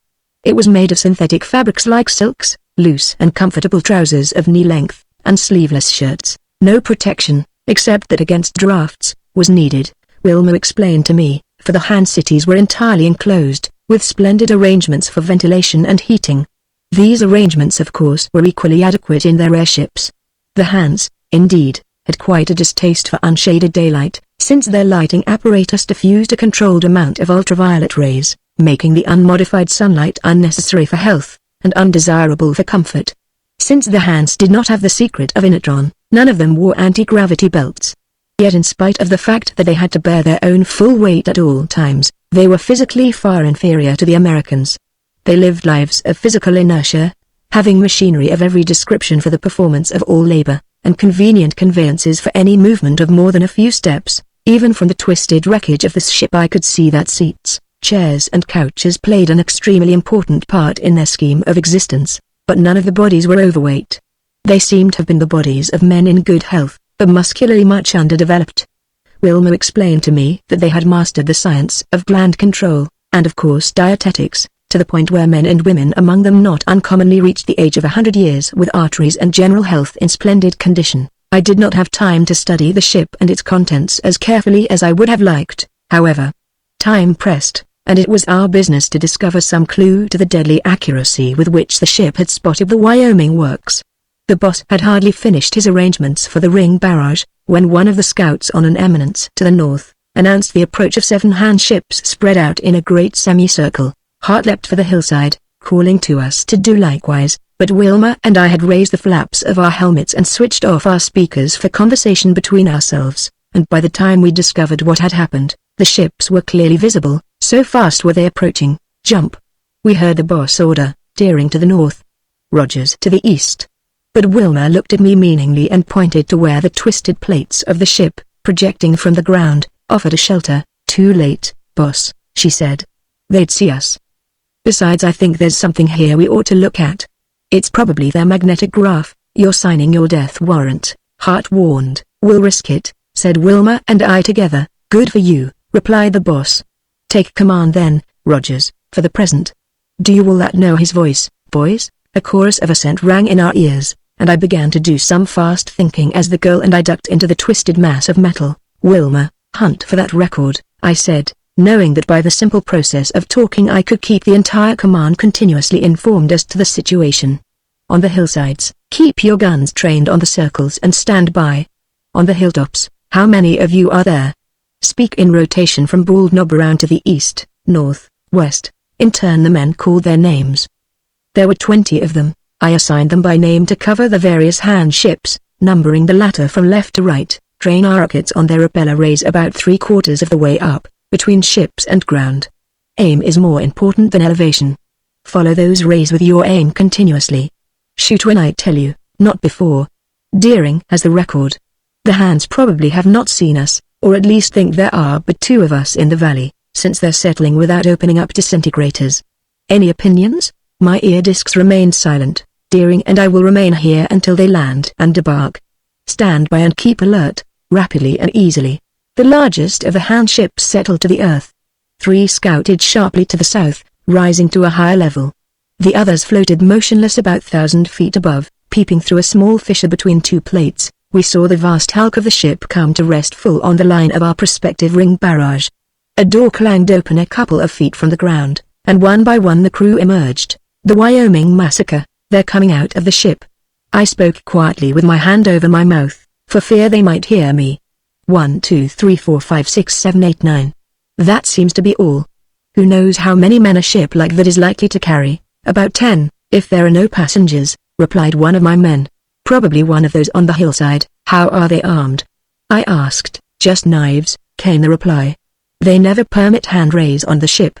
Afraid of accidents. Have a ruling against it. Leave them to us then, I said, for I had a plan in mind. You, on the hillsides, take the ships above. Abandon the ring target. Divide up in training on those repeller rays. You on the hilltops, all train on the repellers of the ships to the south. Shoot at the word, but not before. Wilma, crawl over to your left where you can make a straight leap for the door in that ship. These men are all walking around the wreck in a bunch. When they're on the far side, I'll give the word and you leap through that door in one bound. I'll follow. Maybe we won't be seen. We'll overpower the guard inside, but don't shoot. We may escape being seen by both this crew and the ships above. They can't see over this wreck. It was so easy that it seemed too good to be true. The hands who had emerged from the ship walked round the wreckage lazily, talking in guttural tones. keenly interested in the wreck, but quite unsuspicious. At last they were on the far side. In a moment they would be picking their way into the wreck. "Wilma, leap." I almost whispered the order. The distance between Wilma's hiding place and the door in the side of the hand ship was not more than 15 feet. She was already crouched with her feet braced against a metal beam. Taking the lift of the inertron belt into her calculation, she dove head foremost, like a projectile, through the door. I followed in a split second, more clumsily, but no less speedily, bruising my shoulder painfully as I ricocheted from the edge of the opening and brought up sliding against the unconscious girl, for she evidently had hit her head against the partition within the ship into which she had crashed. We had made some noise within the ship. Shuffling footsteps were approaching down a well-lit gangway. "Any signs we have been observed?" I asked my men on the hillsides. "Not yet," I heard the boss reply. "Ships overhead still standing. No beams have been broken out. Men on ground absorbed in wreck. Most of them have crawled into it out of sight." "Good," I said quickly. Deering hit her head. "Knocked out. One or more members of the crew approaching. We're not discovered yet. I'll take care of them. Stand a bit longer, but be ready." I think my last words must have been heard by the man who was approaching, for he stopped suddenly. I crouched at the far side of the compartment, motionless. I would not draw my sword if there were only one of them. Apparently reassured at the absence of any further sound, a man came around a sort of bulkhead and I leapt. I swung my legs up in front of me as I did so, catching him full in the stomach and knocked him cold. I ran forward along the keel gangway, searching for the control room. I found it well up in the nose of the ship. And it was deserted. What could I do to jam the controls of the ship that would not register on the recording instruments of the other ships? I gazed at the mass of controls. Levers and wheels galore. In the center of the compartment, on a massively braced universal joint mounting, was what I took for the repeller generator. A dial on it glowed and a faint hum came from within its shielding metallic case. But I had no time to study it. Above all else, I was afraid that some automatic apparatus existed in the room, through which I might be heard on the other ships. The risk of trying to jam the controls was too great. I abandoned the idea and withdrew softly. I would have to take a chance that there was no other member of the crew aboard. I ran back to the entrance compartment. Wilma still lay where she had slumped down. I heard the voices of the hands approaching. It was time to act. The next few seconds would tell whether the ships in the air would try or be able to melt us into nothingness. "Are you boys all ready?" I asked, creeping to a position opposite the door and drawing my handgun. Again there was a chorus of assent. Then on the count of 3, "Shoot up those rep rays, all of them, and for God's sake, don't miss." I was beginning to think in the terms the others used generally: dis for disintegrator, rep for repeller. And I counted. I think my 3 was a bit weak. I know it took all the courage I had to utter it. For an agonizing instant nothing happened, except that the landing party from the ship strolled into my range of vision. Then, startled, they turned their eyes upward. For an instant they stood frozen with horror at whatever they saw. One hurled his knife at me. It grazed my cheek. Then a couple of them made a break for the doorway. The rest followed. But I fired point blank with my handgun, pressing the button as fast as I could and aiming at their feet to make sure my explosive rockets would make contact and do their work. The detonations of my rockets were deafening. The spot on which the hands stood flashed into a blinding glare. Then there was nothing there except their torn and mutilated corpses. They had been fairly bunched and I got them all. I ran to the door, expecting any instant to be hurled into infinity by the sweep of a dis ray. Some 1/8 of a mile away I saw one of the ships crash to the earth. A dis ray came into my line of vision, wavered uncertainly for a moment and then began to sweep directly toward the ship in which I stood. But it never reached it. Suddenly, like a light switched off, it shot to one side, and a moment later another vast hulk crashed to earth. I looked out, then stepped out on the ground. The only hand ships in the sky were 2 of the scouts to the south which were hanging perpendicularly, and sagging slowly down. The others must have crashed down while I was deafened by the sound of the explosion of my own rockets. Somebody hit the other rep ray of one of the 2 remaining ships and it fell out of sight beyond a hilltop. The other, further away, drifted down diagonally, its dis ray playing viciously over the ground below it. I shouted with exultation and relief, "Take back the command, boss." I yelled. His commands, sending out jumpers in pursuit of the descending ship, rang in my ears, but I paid no attention to them. I leapt back into the compartment of the hand ship and knelt beside my Wilma. Her padded helmet had absorbed much of the blow, I thought, otherwise, her skull might have been fractured. "Oh, my head!" she groaned, coming to as I lifted her gently in my arms and strode out in the open with her. "We must have one, dearest, did we?" "We most certainly did," I reassured her. "All but one crashed and that one is drifting down toward the south. We've captured this one, we're intact." There was only one member of the crew aboard when we dove in. Less than an hour afterward the big boss ordered the outfit to tune in ultraphones on 323 to pick up a translated broadcast of the Han Intelligence Office in New York from the Susquehanna station. It was in the form of a public warning and news item. "This is Public Intelligence Office, New York, broadcasting warning to navigators of private ships, and news public interest.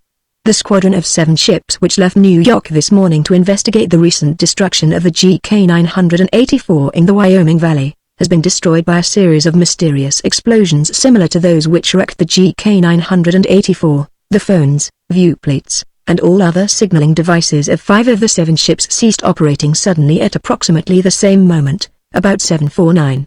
According to the Han system of reckoning time, 7:49 after midnight. After violent disturbances, the location finders went out of operation. Electroactivity registers applied to the territory of the Wyoming Valley remain dead. The intelligence office has no indication of the kind of disaster which overtook the squadron except certain evidences of the explosive phenomena similar to those in the case of the GK-984, which recently went dead while beaming the valley in a systematic effort to wipe out the works and camps of the tribesmen. The office considers, as obvious, the deduction that the tribesmen have developed a new, and as yet undetermined, technique of attack on airships, and has recommended to the Heaven-born that immediate and unlimited authority to be given the Navigation Intelligence Division to make an investigation of this technique and develop a defense against it. In the meantime it urges that private navigators avoid this territory in particular, and in general hold as closely as possible to the official intercity routes, which now are being patrolled by the entire force of the military office, which is beaming the routes generously to width of 10 miles. The military office reports that it is at present considering no retaliatory raids against the tribesmen. With the Navigation Intelligence Division, it holds that unless further evidence of the nature of the disaster is developed in the near future, the public interest will be better served, and at smaller cost of life by a scientific research than by attempts at retaliation which may bring destruction on all ships engaging therein. So unless further evidence is developed, or the Heaven-born orders to the contrary, the military will hold to a defensive policy. Unofficial intimations from Lodan are to the effect that the Heaven Council has the matter under consideration. The Navigation Intelligence Office permits the broadcast of the following condensation of its detailed observations.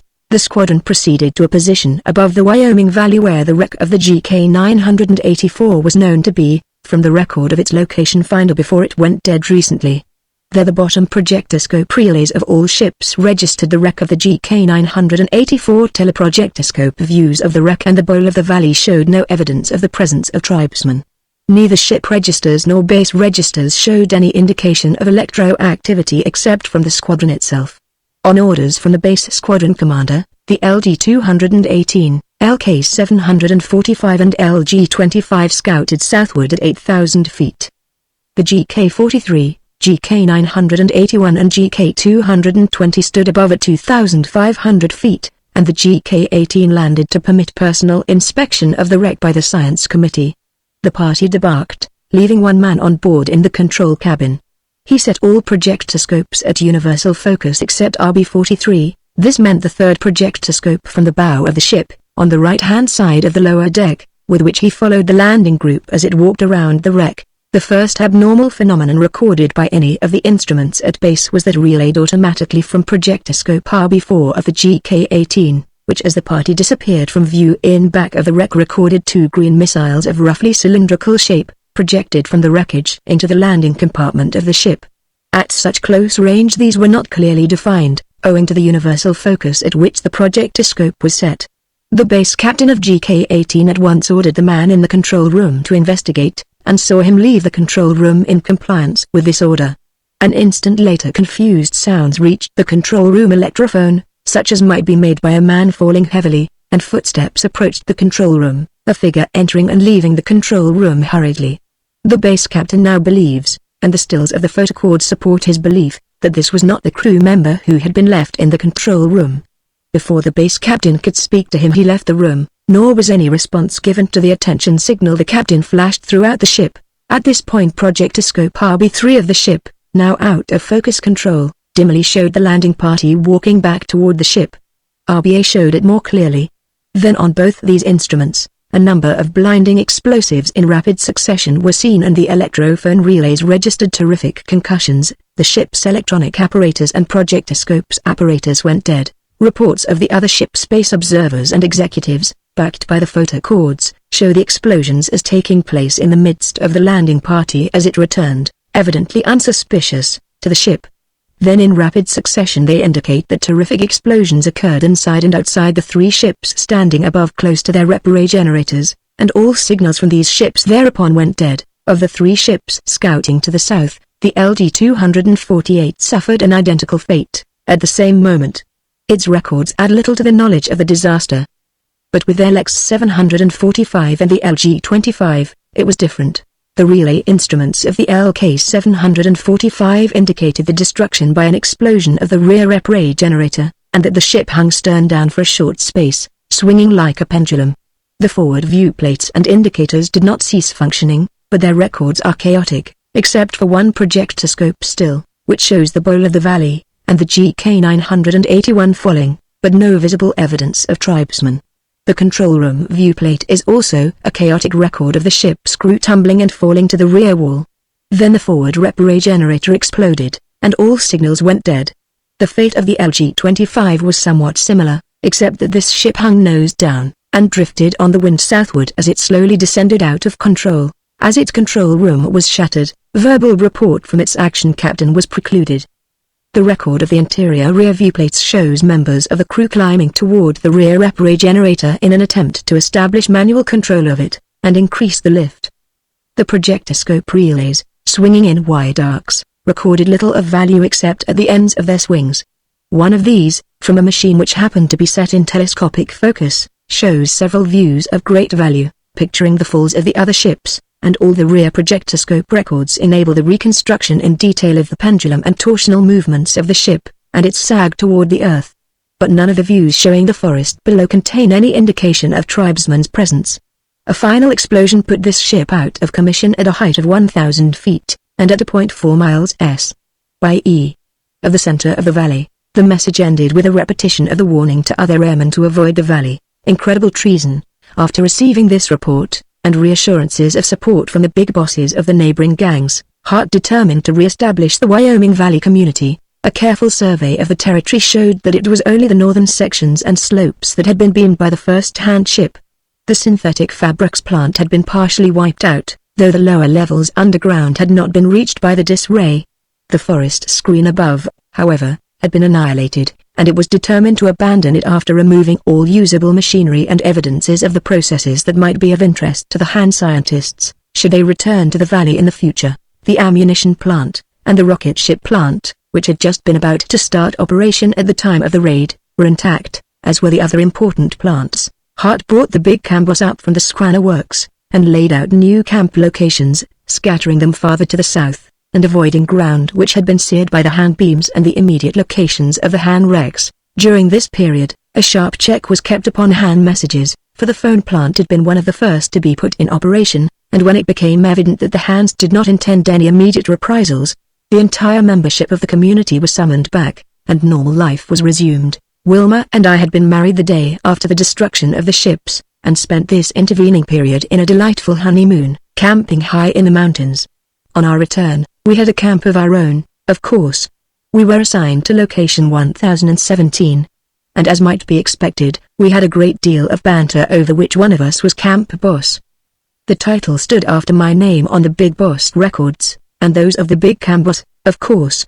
But Wilma airily held that this meant nothing at all and had generally succeeded in making me admitted whenever she chose. I found myself a full-fledged member of the gang now, for I had elected to search no farther for a permanent alliance, much as I would have liked to familiarize myself with this 25th century life in other sections of the country.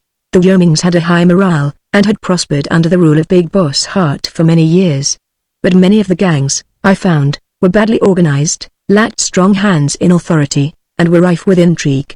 On the whole, I thought I would be wise to stay with a group which had already proved its friendliness, and in which I seemed to have prospects of advancement. Under these modern social and economic conditions, The kind of individual freedom to which I had been accustomed in the 20th century was impossible. This entire modern life, it appeared to me, judging from my ancient viewpoint, was organized along what I called political lines. And in this connection, it amused me to notice how universal had become the use of the word boss. There was as little formality in his relations with his followers as there was in the case of the 20th century political boss, and the same high respect paid him by his followers as well as the same high consideration by him of their interest. He was just as much of an autocrat, and just as much dependent upon the general popularity of his actions for the ability to maintain his autocracy. The sub-boss who could not command the loyalty of his followers was as quickly deposed, either by them or by his superiors, as the ancient ward leader of the 20th century who lost control of his votes. As society was organized in the 20th century, I did not believe the system could work in anything but politics. I tremble to think what would have happened, had the attempt been made to handle the AEF during the First World War, instead of by that rigid military discipline and complete assumption of the individual as a mere standardized cog in the machine. But owing to the centuries of desperate suffering the people had endured at the hands of the Hans, there developed a spirit of self-sacrifice and consideration for the common good that made the scheme applicable and efficient in all forms of human cooperation. I have a little heresy about all this, however. My associates regard the thought with as much horror as many worthy people of the 20th century felt in regard to any heretical suggestion that the original outline of government as laid down in the first constitution did not apply as well to 20th century conditions as to those of the early 19th. In later years I felt that there was a certain softening of moral fiber among the people, since the Hans had been finally destroyed with all their works, and Americans have developed a new luxury economy. I have seen signs of the reawakening of greed, of selfishness. The eternal cycle seems to be at work. I fear that slowly, though surely, private wealth is reappearing, codes of inflexibility are developing. They will be followed by corruption, degradation, and in the end some cataclysmic event will end this era and usher in a new one. All this, however, is wandering afar from my story, which concerns our early battles against the Hans, and not our more modern problems of self-control. Our victory over the 7 Han ships had set the country ablaze. The secret had been carefully communicated to the other gangs, and the country was agog from one end to the other. There was feverish activity in the ammunition plants, and the hunting of stray Han ships became an enthusiastic sport. The results were disastrous to our hereditary enemies. From the Pacific coast came the report of a great trans-Pacific liner of 75,000 tons lift being brought to Earth from a position of invisibility above the clouds. A dozen Sacramentos had caught the hazy outlines of its reprays approaching them, head-on, in the twilight, like ghostly pillars reaching into the sky. They had fired rockets into it with ease, whereas they would have had difficulty in hitting it if it had been moving at right angles to their position. They got one repray. The other was not strong enough to hold it up. It floated to Earth, nose down, and since it was unarmed and unarmored, they had no difficulty in shooting it to pieces and massacring its crew and passengers. From the Jersey beaches we received news of the destruction of a New York Atlantic liner.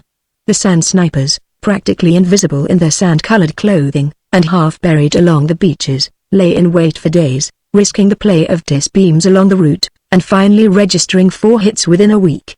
The Hans discontinued their service along this route, and as evidence that they were badly shaken by our success, sent no raiders down the beaches. It was a few weeks later that Big Boss Hart sent for me. "Tony," he said, "there are 2 things I want to talk to you about. One of them will become public property in a few days, I think. We aren't going to get any more Han ships by shooting out their reprays unless we use much larger rockets. They are wise to us now. They're putting armor of great thickness in the hulls of their ships below the repray machines. Near Buffalo this morning a party of Aries shot one without success. The explosions staggered her, but did not penetrate. As near as we can gather from their reports, their laboratories have developed a new alloy of great tensile strength and elasticity which nevertheless lets the reprays through like a sieve. Our reports indicate that the Aries rockets bounced off harmlessly. Most of the party was wiped out as the dis rays went into action on them. This is going to mean real business for all of the gangs before long. The big bosses have just held a National Ultraphone Council. It was decided that America must organize on a national basis. The first move is to develop sectional organization by zones. I have been made superboss of the Mid-Atlantic Zone. We're in for it now. The Hans are sure to launch reprisal expeditions, and we've got to keep them away from our camps and plants. I'm thinking of developing a permanent field force, along the lines of the regular armies of the 20th century you told me about. Its business will be twofold: to carry the warfare as much as possible to the hands and to serve as a decoy, to keep their attention from our plants. I'm going to need your help in this. The other thing I wanted to talk to you about is this. Amazing and impossible as it seems, there is a group, or perhaps an entire gang, somewhere among us, that is betraying us to the hands. It may be the Bad Bloods, or it may be one of those gangs who live near one of the Han cities. You know, 115 or 20 years ago there were certain of these people's ancestors who mated with the Hans, sometimes serving them as slaves, in the days before they brought all their service machinery to perfection. There is such a gang, called the Nagras, up near Buffalo, and another in mid-Jersey that men call the Pineys. But I hardly suspect the Pineys. There is little intelligence among them. They wouldn't have the information to give the Hans, nor would they be capable of imparting it. They're absolute savages. Just what evidence is there that anybody has been clearing information to the Hans? I asked. Well, he replied, first of all there was that raid upon us. That first Han ship knew the location of our plants exactly. You remember it floated directly into position above the valley and began a systematic beaming. Then, the Hans quite obviously have learned that we are picking up their electrophone waves, for they've gone back to their old, but extremely accurate, system of directional control. But we've been getting them for the past week by installing automatic rebroadcast units along the scar paths. This is what we call those strips of country directly under the regular ship routes of the Hans, who as a matter of precaution frequently blast them with their disbeams to prevent the growth of foliage which might give shelter to us. But they've been beaming those paths so hard, it looks as though they even had information of this strategy. And in addition, they've been using code. Finally, we've picked up 3 of their messages in which they discuss, with some nervousness, the existence of our mysterious ultrophone, but they still have no knowledge of the nature and control of ultronic activity. I asked. No, said the big boss thoughtfully, they don't seem to have a bit of information about it. Then it's quite clear, I ventured, that whoever is clearing us to them is doing it piecemeal. It sounds like a bit of occasional barter, rather than an out-and-out alliance. They're holding back as much information as possible for future bartering, perhaps. Yes, Hart said. And it isn't information the Hans are giving in return, but some form of goods, or privilege. The trick would be to locate the goods. I guess I'll have to make a personal trip around among the big bosses, the Han city. This conversation set me thinking. All of the Han electrophone intercommunication had been an open record to the Americans for a good many years, and the Hans were just finding it out. For centuries they had not regarded us as any sort of a menace. Unquestionably it had never occurred to them to secrete their own records. Somewhere in New York or Buffalo, or possibly in Lotan itself, the record of this traitorous transaction would be more or less openly filed. If we could only get at it. I wondered if a raid might not be possible. David Hearn and I talked it over with our Han Affairs boss and his experts. There ensued several days of research, in which the Han records of the entire decade were scanned and analyzed. In the end they picked out a mass of detail, and fitted it together into a very definite picture of the great central filing office of the Hans in New York, where the entire mass of official records was kept, constantly available for instant projectoscoping to any of the city's offices, and of the system by which the information was filed. The attempt began to look feasible, though Hart instantly turned the idea down when I first presented it to him. It was unthinkable, he said. Sheer suicide. But in the end I persuaded him. I will need, I said, Blash, who is thoroughly familiar with the Han library system, Bert Gaunt, who for years has specialized on their military offices, Bill Barker, the Ray specialist, and the best swooper pilot we have. Swoopers are one-man and two-man ships, developed by the Americans, with skeleton backbones of Initron, during the war painted green for invisibility against the green forests below, and bellies of clear Ultron. That will be Mort Gibbons, said Hart. We've only got 3 swoopers left, Tony, but I'll risk one of them if you and the others will voluntarily risk your existences. But mind, I won't urge or order one of you to go. I'll spread the word to every plant boss at once to give you anything and everything you need in the way of equipment. When I told Wilma of the plan, I expected her to raise violent and tearful objections, but she didn't. She was made of far sterner stuff than the women of the 20th century. Not that she couldn't weep as copiously or be just as whimsical on occasion, but she wouldn't weep for the same reasons. She just gave me an unfathomable look, in which there seemed to be a bit of pride, and asked eagerly for the details. I confess I was somewhat disappointed that she could so courageously risk my loss. We were ready to slide off at dawn the next morning. I had kissed Wilma goodbye at our camp, and after a final conference over our plans, We boarded our craft and gently glided away over the treetops on a course, which, after crossing 3 routes of the handships, would take us out over the Atlantic, off the Jersey coast, whence we would come up on New York from the ocean. Twice we had to nose down and lie motionless on the ground near a route while handships passed. Those were tense moments. Had the greenback of our ship been observed, we would have been disintegrated in a second. But it wasn't. Once over the water, however, we climbed in a great spiral, 10 miles in diameter, until our altimeter registered 10 miles. Here Gibbons shut off his rocket motor, and we floated far above the level of the Atlantic liners, whose course was well to the north of us anyhow, and waited for nightfall. Then Gibbons turned from his control long enough to grin at me. "I have a surprise for you, Tony," he said, throwing back the lid of what I had supposed was a big supply case. And with a sigh of relief, Wilma stepped out of the case. "If you go into zero, a common expression of the day for being annihilated by the disintegrator ray, you don't think I'm going to let you go alone? Do you, Tony? I couldn't believe my ears last night when you spoke of going without me, until I realized that you are still 500 years behind the times in lots of ways. Don't you know, dear heart, that you offered me the greatest insult a husband could give a wife? You didn't, of course. The others, it seemed, had all been in on the secret." At nightfall, we maneuvered to a position directly above the city. This took some time and calculation on the part of Bill Barker, who explained to me that he had to determine our point by ultronic bearings. The slightest resort to an electronic instrument, he feared, might be detected by our enemies' locators. In fact, we did not dare bring our swooper any lower than 5 miles for fear that its capacity might be reflected in their instruments. Finally, however, he succeeded in locating above the central tower of the city. "If my calculations are as much as 10 feet off," he remarked with confidence, "I'll eat the tower. Now the rest is up to you, Mort.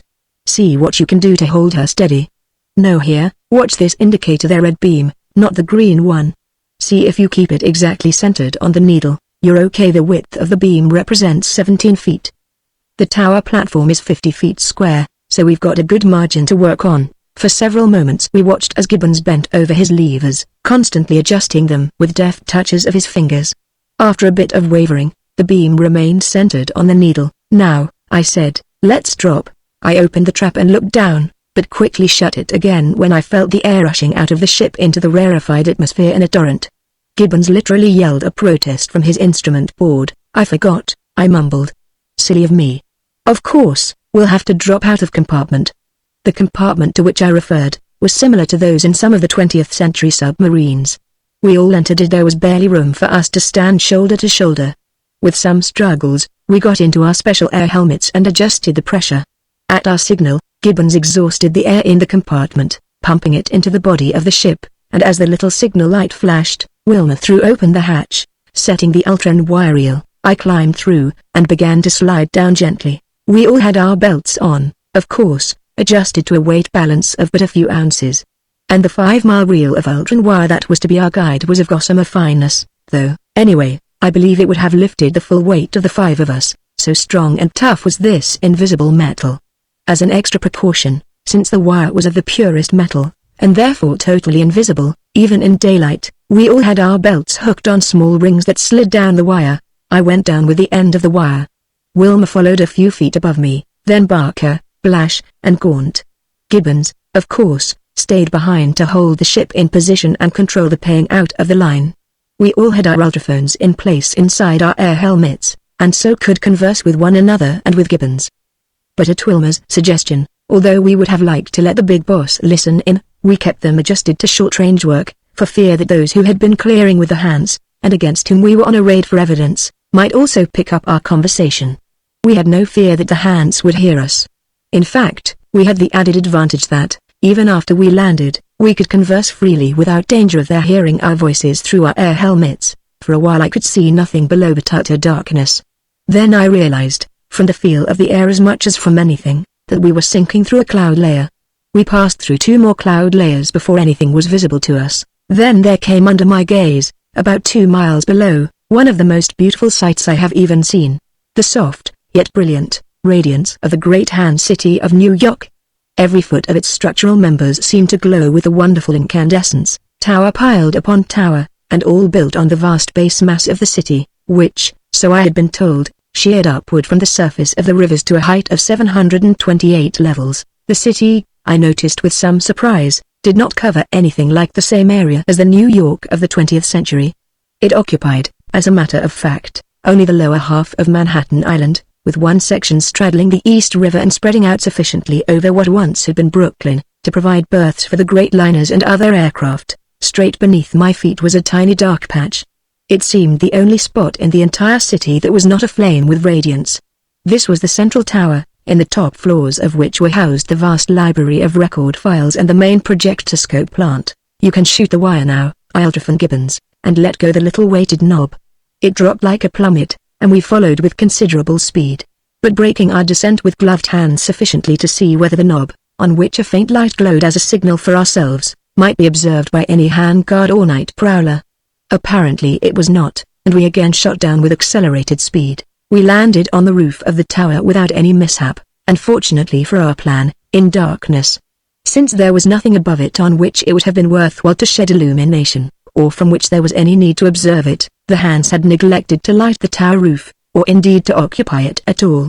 This was the reason we had selected it as our landing place. As soon as Gibbons had our word, he extinguished the knob light, and the knob, as well as the wire, became totally invisible. At our ultrafant word, he would light it again. "No gunplay now," I warned. "Swords only, and then only if absolutely necessary." Closely bunched, and treading as lightly as only Neutron-belted people could, we made our way cautiously through a door and down an inclined plane to the floor below, where Gaunt and Blash assured us the military offices were located. Twice Barker cautioned us to stop as we were about to pass in front of mirror-like windows in the passage wall, and flattening ourselves to the floor, we crawled past them. "Projectoscopes," he said. "Probably on auto record only, at this time of night. Still, we don't want to leave any records for them to study after we're gone." "Were you ever here before?" I asked. "No," he replied, "but I haven't been studying their electrophone communications for 7 years without being able to recognize these machines when I run across them." The fight in the tower, so far we had not laid eyes on a Han. The tower seemed deserted. Blash and Gaunt, however, assured me that there would be at least one man on duty in the military offices, though he would probably be asleep, and 2 or 3 in the library proper and the projectoscope plant. "We've got to put them out of commission," I said. "Did you bring the dope cans, Wilma?" "Yes," she said, 2 for each. "Here," and she distributed them. We were now 2 levels below the roof, and at the point where we were to separate. I did not want to let Wilma out of my sight, but it was necessary. According to our plan, Barker was to make his way to the projectoscope plant, Blash and I to the library, and Wilma and Gaunt to the military office. Blash and I traversed a long corridor, and I paused at the great arched doorway of the library. Cautiously peered in. Seated at 3 great switchboards were library operatives. Occasionally one of them would reach lazily for a lever, or sleepily push a button, as little numbered lights winked on and off. They were answering calls for electrograph and viewplate records on all sorts of subjects from all sections of the city. I apprised my companions of the situation. "Better wait a bit," Blash added.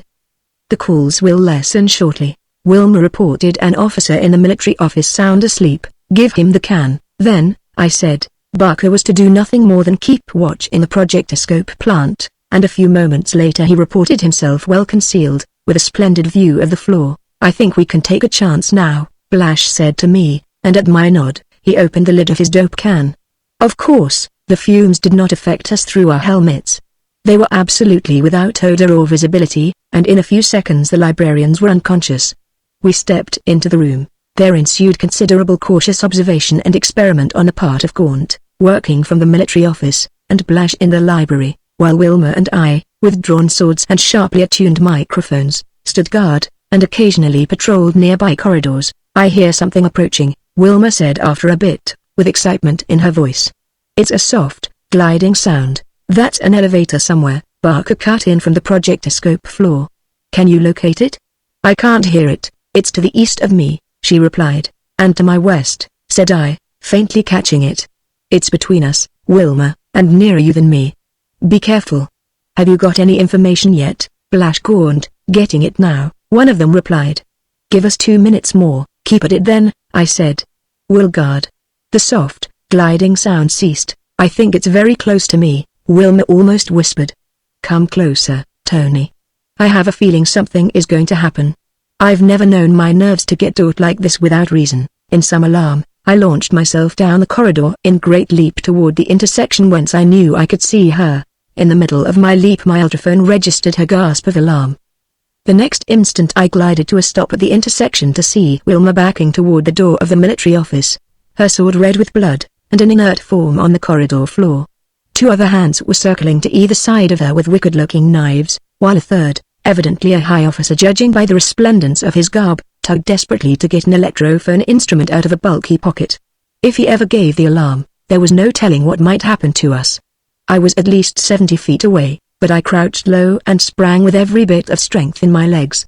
It would be more correct to say that I dived, for I reached the fellow head-on, with no attempt to draw my legs beneath me. Some instinct must have warned him, for he turned suddenly as I hurtled close to him. But by this time I had sunk close to the floor, and had stiffened myself rigidly, lest a dragging knee or foot might just prevent my reaching him. I brought my blade upward and over. It was a vicious slash that laid him open, bisecting him from groin to chin, and his body toppled down on me as I slid to a tangled stop. The other 2, startled, turned. Wilma leapt at once and struck him down with a side slash. I looked up at this instant, and the dazed fear on his face at the length of her leap registered vividly. The hands knew nothing of our neutron belts, it seemed, and these leaps and dives of ours filled them with terror. As I rose to my feet, a gory mess, Wilma, with a poise and speed which I found time to admire even in this crisis, again leapt. This time she dove head first as I had done, and with a beautifully executed thrust, ran the last hand through the throat. Uncertainly, she scrambled to her feet, staggered queerly, and then sank gently prone on the corridor. She had fainted. At this juncture, Blash and Gaunt reported with elation that they had the record we wanted. Back to the room, everybody, I ordered, as I picked Wilma up in my arms. With her neutron belt, she felt light as a feather.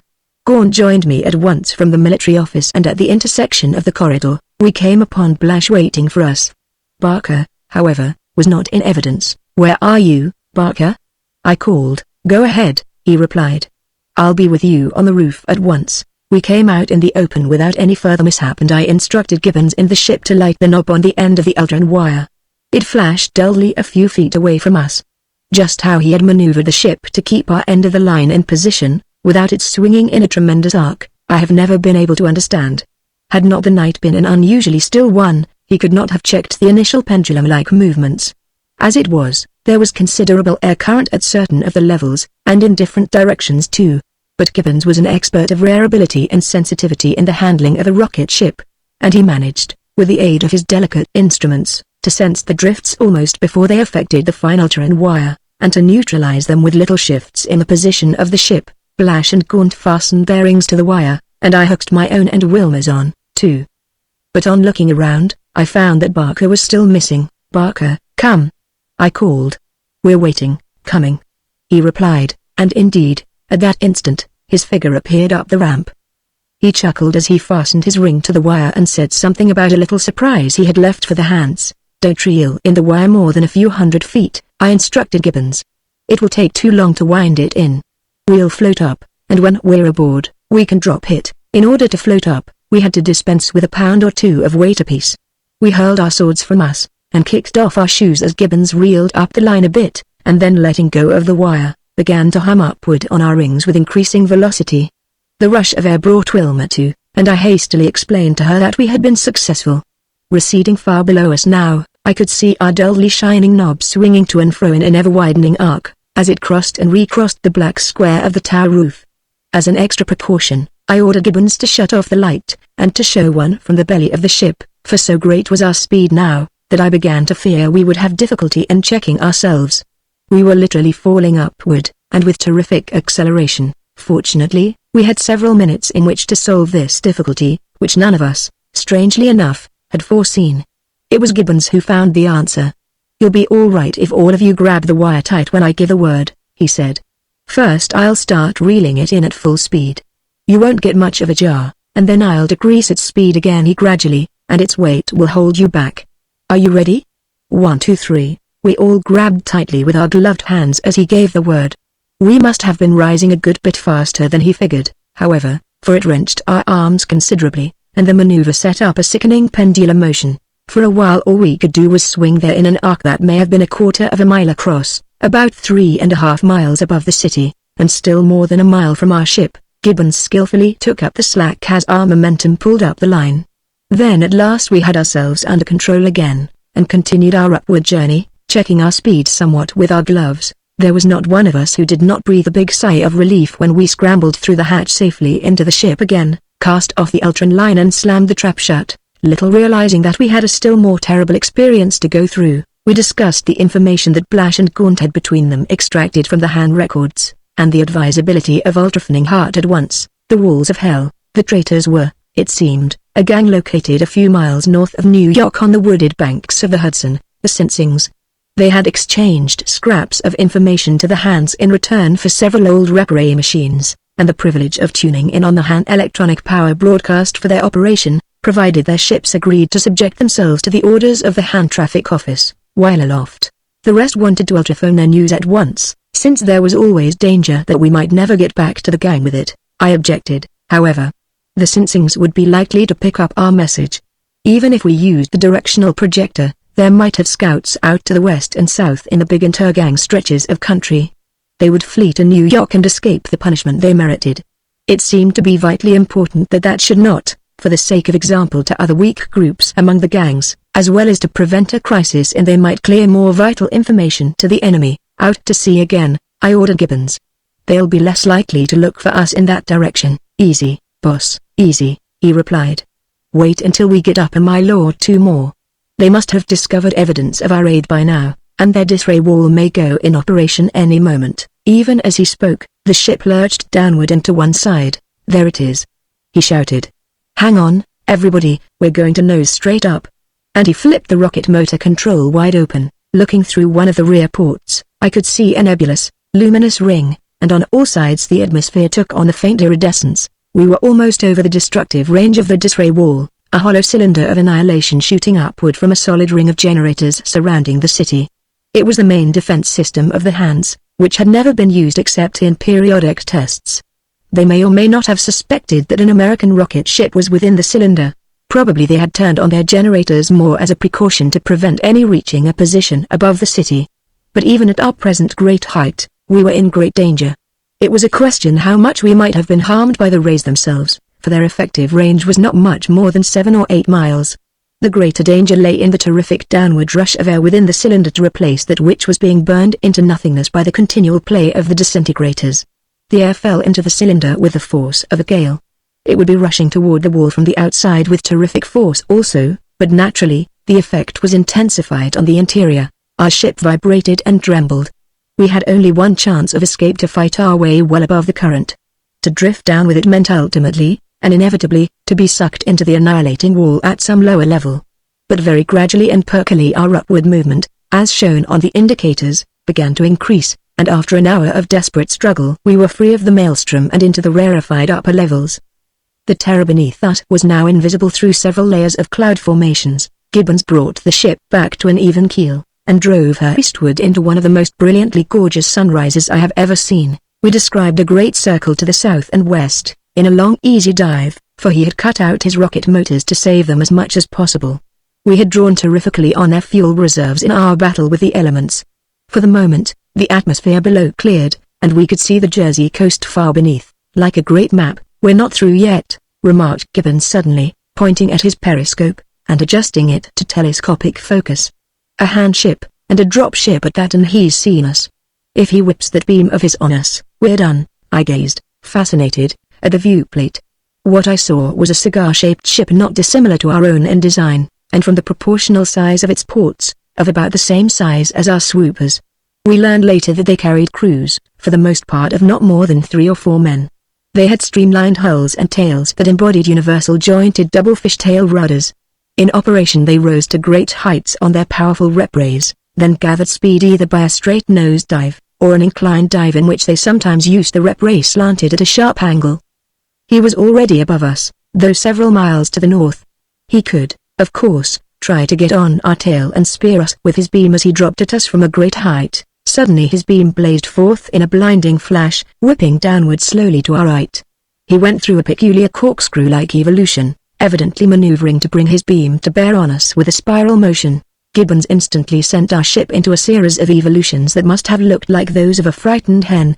Alternately, he used the forward and the reverse rocket blasts, and in varying degree. We fluttered, we shot suddenly to right and left, and dropped like a plummet in uncertain movements.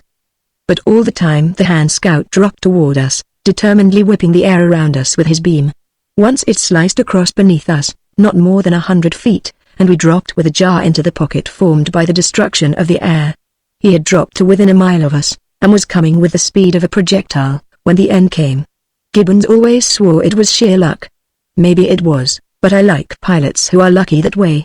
In the midst of a dizzy, fluttering maneuver of our own, with the hand ship enlarging to our gaze with terrifying rapidity, and its beam slowly slicing toward us in what looked like certain destruction within the second, I saw Gibbons' fingers flick at the lever of his rocket gun, and a split second later the hand ship flew apart like a clay pigeon. We staggered, fluttered crazily for several moments while Gibbons struggled to bring our ship into balance, and a section of about 4 square feet in the side of the ship near the stern slowly crumbled like rusted metal.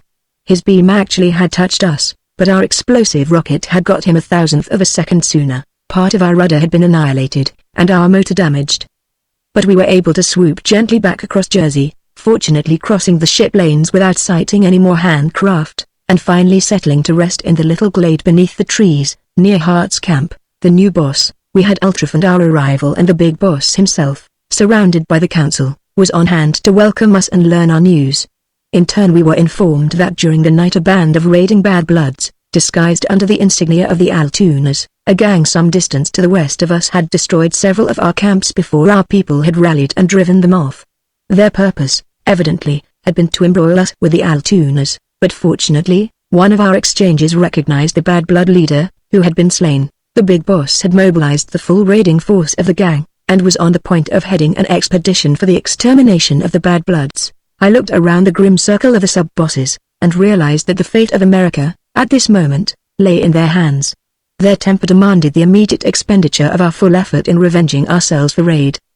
But the strategic exigencies, to my mind, quite clearly demanded the instant and absolute extermination of the Sinsings.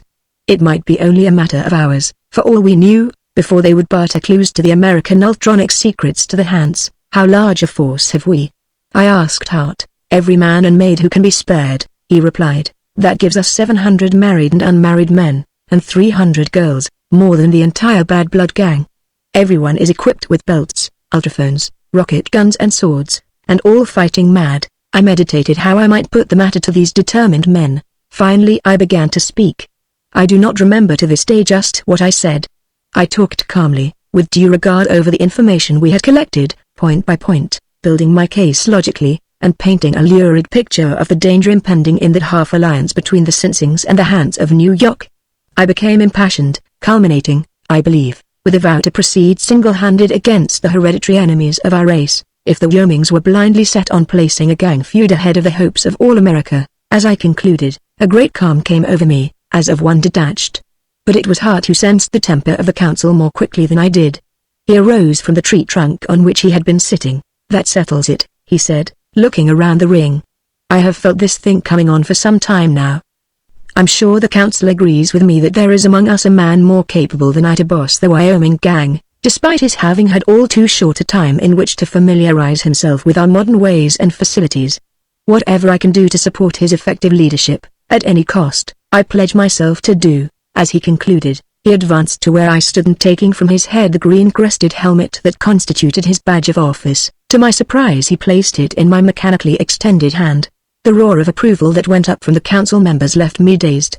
Somebody ultraphoned the news to the rest of the gang, and even though the ear flaps of my helmet were turned up, I could hear the cheers with which my invisible followers greeted me, from near and distant hillsides, camps and plants.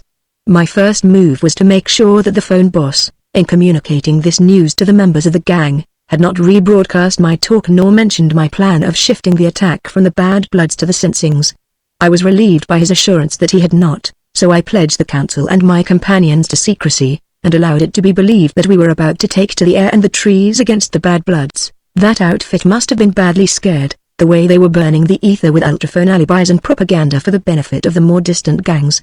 It was their old game, these appeals to the spirit of brotherhood, addressed to gangs too far away to have had a sort of experience with them that had fallen to our lot. I chuckled. Here was another good reason for the shift in my plans. Were we actually to undertake the extermination of the Bad Bloods at once, it would have been a hard job to convince some of the gangs that we had not been precipitate and unjustified, but the extermination of the Sinsings would be another thing. In the first place, there would be no warning of our action until it was all over, I hoped. In the second place, we would have indisputable proof, in the form of their reparee ships and other paraphernalia, of their traffic with the hands, and the state of American bias, at the time of which I write, held trafficking with the hands a far more heinous thing than the most vicious gang feud. I called an executive session of the council at once. I wanted to inventory our military resources. I created a new office on the spot, that of Control Boss, and appointed Ned Garland to the post, turning over his former responsibility as plant boss to his assistant.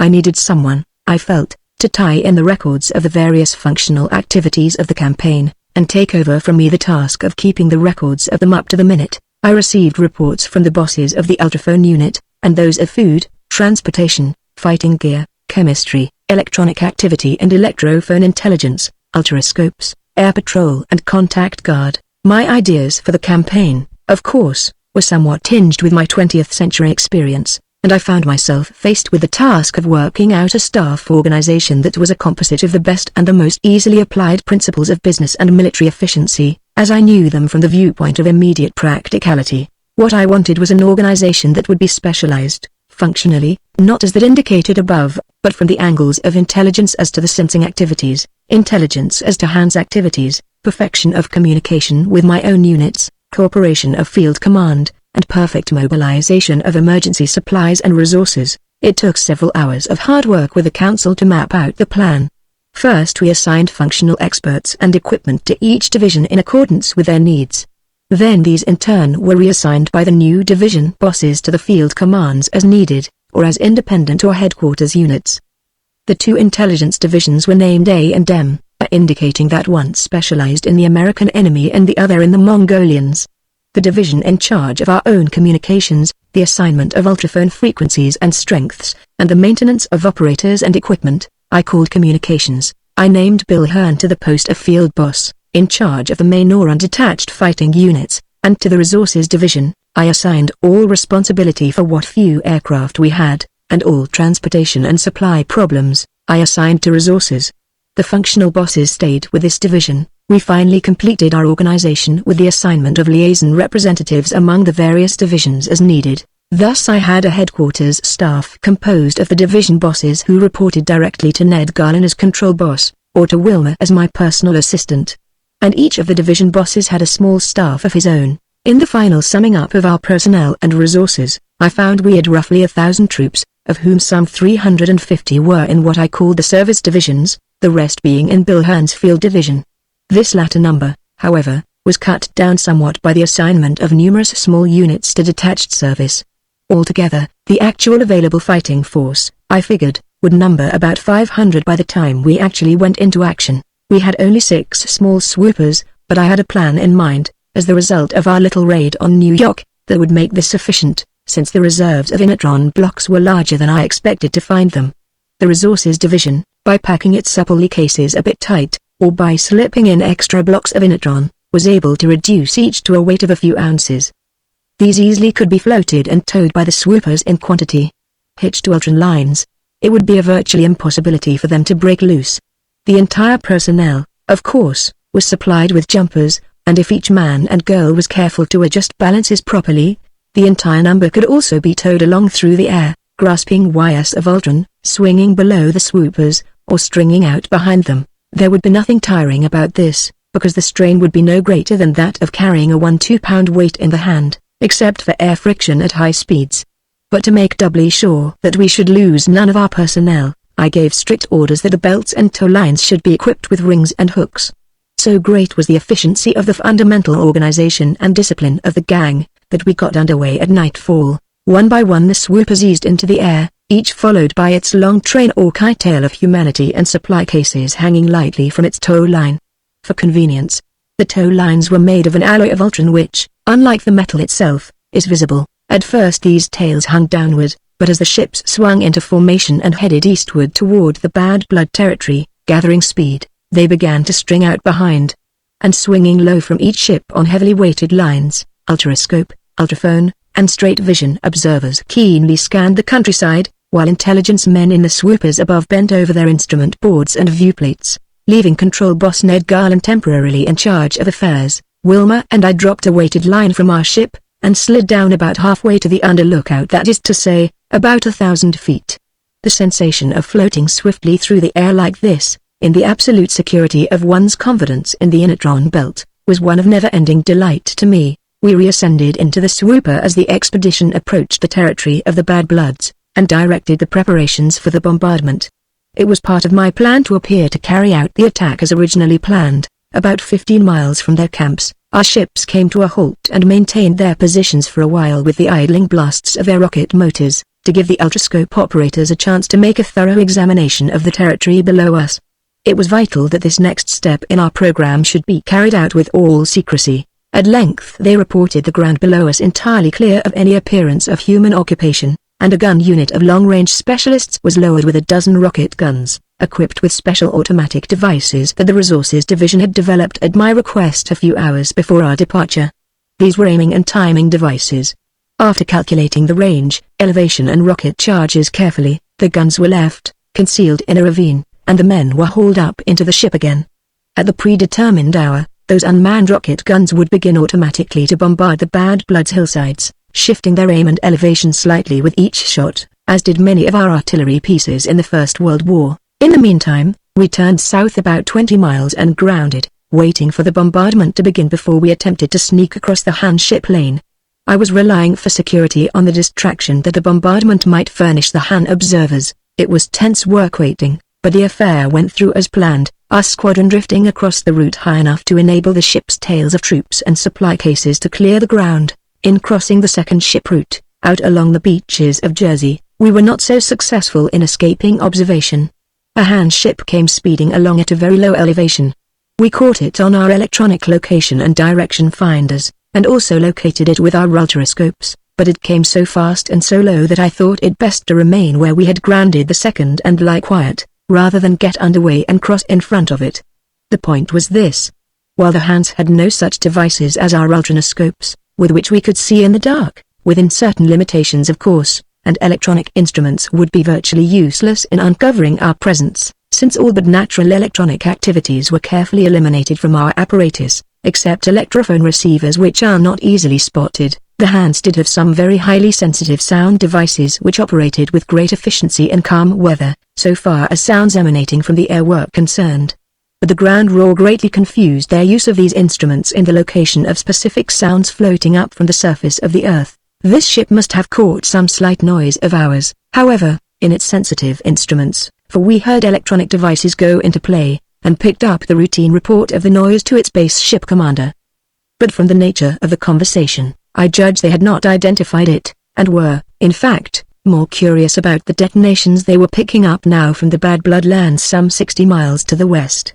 Immediately after this ship had shot by, we took to the air again, and following much the same route that I had taken the previous night, climbed in a long semicircle out over the ocean, swung toward the north and finally the west. We set our course, however, for the Sing land north of New York, instead of for the city itself, the Finger of Doom. As we crossed the Hudson River, a few miles north of the city, we dropped several units of the M Intelligence Division, with full instrumental equipment. Their apparatus cases were nicely balanced at only a few ounces weight each, and the men used their chute capes to ease their drops. We recrossed the river a little distance above and began dropping A intelligence units and a few long and short-range gun units. Then we held our position until we began to get reports. Gradually we ringed the territory of the Sinsings, our observation units working busily and patiently at their beamers and scopes, both aloft and aground, until Garland finally turned to me with the remark. "The map circle is complete now, boss. We've got clear locations all the way around them." "Let me see it," I replied, and studied the illuminated viewplate map with its little overlapping circles of light that indicated spots proved clear of the enemy by ultrascopic observation. I nodded to Bill Hearn. "Go ahead now, Hearn," I said. "And place your barrage men."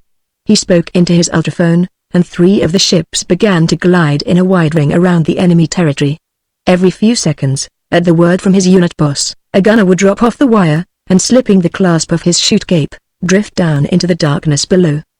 Bill formed 2 lines, parallel to and facing the river and enclosing the entire territory of the enemy between them. Above and below, straddling the river, were two defensive lines. These latter were merely to hold their positions. The others were to close in toward each other, pushing a high-explosive barrage 5 miles ahead of them. When the two barrages met, both lines were to switch to short-vision range barrage and continue to close in on any of the enemy who might have drifted through the previous curtain of fire. In the meantime, Bill kept his reserves, a picked corps of 100 men, the same that had accompanied Hart and myself in our fight with the Han Squadron, in the air, divided about equally among the kite tails of 4 ships. A final roll call, by units, companies, divisions and functions, established the fact that all our forces were in position. No Han activity was reported, and no broadcasts indicated any suspicion of our expedition. Nor was there any knowledge of the fate in store for them. The idling of repare generators was reported from the center of their camp, obviously those of the ships the Hans had given them. Again I gave the word, and Hearn passed on the order to his subordinates. Far below us, and several miles to the right and left, 2 barrage lines made their appearance. From the great height to which we had risen, they appeared lines of brilliant, winking lights, and the detonations were muffled by the distances into a sort of rumbling distant thunder. Hearn and his assistants were very busy measuring, calculating, and snapping out ultrophone orders to unit commanders that resulted in the straightening of lines and the closing of gaps in the barrage. The division boss reported the utmost confusion in the Sinsing organization. They were an inefficient, disciplined gang, and repeated broadcasts for help to neighboring gangs. Ignoring the fact that the Mongolians had not used explosives for many generations, they nevertheless jumped at the conclusion that they were being raided by the Hans themselves, to whom the sound of the battle was evidently audible, and who were trying to locate the trouble. At this point, the swooper I had sent south toward the city went into action as a diversion, to keep the Hans at home. Its kite tail loaded with long-range gunners, using the most highly explosive rockets we had hung invisible in the darkness of the sky and bombarded the city from a distance of about 5 miles. With an entire city to shoot at, and the object of creating as much commotion therein as possible, regardless of actual damage, the gunners had no difficulty in hitting the mark. I could see the glow of the city and the stabbing flashes of exploding rockets. In the end, the Hans, uncertain as to what was going on, fell back on a defensive policy, and shot their hell cylinder, or wall of upturned disintegrator rays into operation. That, of course, ended our bombardment of them. The rays were a perfect defense, disintegrating our rockets as they were reached. If they had not sent out ships before turning on the rays, and if they had none within sufficient radius already in the air, all would be well. I queried Garlin on this, but he assured me intelligence reported no indications of Hans ships nearer than 800 miles. This would probably give us a free hand for a while, since most of their instruments recorded only imperfectly, or not at all, through the death wall. Requisitioning one of the viewplates of the headquarters ship, and the services of an expert operator, I instructed him to focus on our lines below. I wanted a close-up of the men in action. He began to manipulate his controls and chaotic shadows moved rapidly across the plate, fading in and out of focus, until he reached an adjustment that gave me a picture of the forest floor, apparently 100 feet wide, with the intervening branches and foliage of the trees appearing like shadows that melted into reality above the ground. I watched one man setting up his long gun with skillful speed. His lips pursed slightly as though he were whistling, as he adjusted the tall tripod on which the tube was balanced. Swiftly he twirled the knobs controlling the aim and elevation of his piece.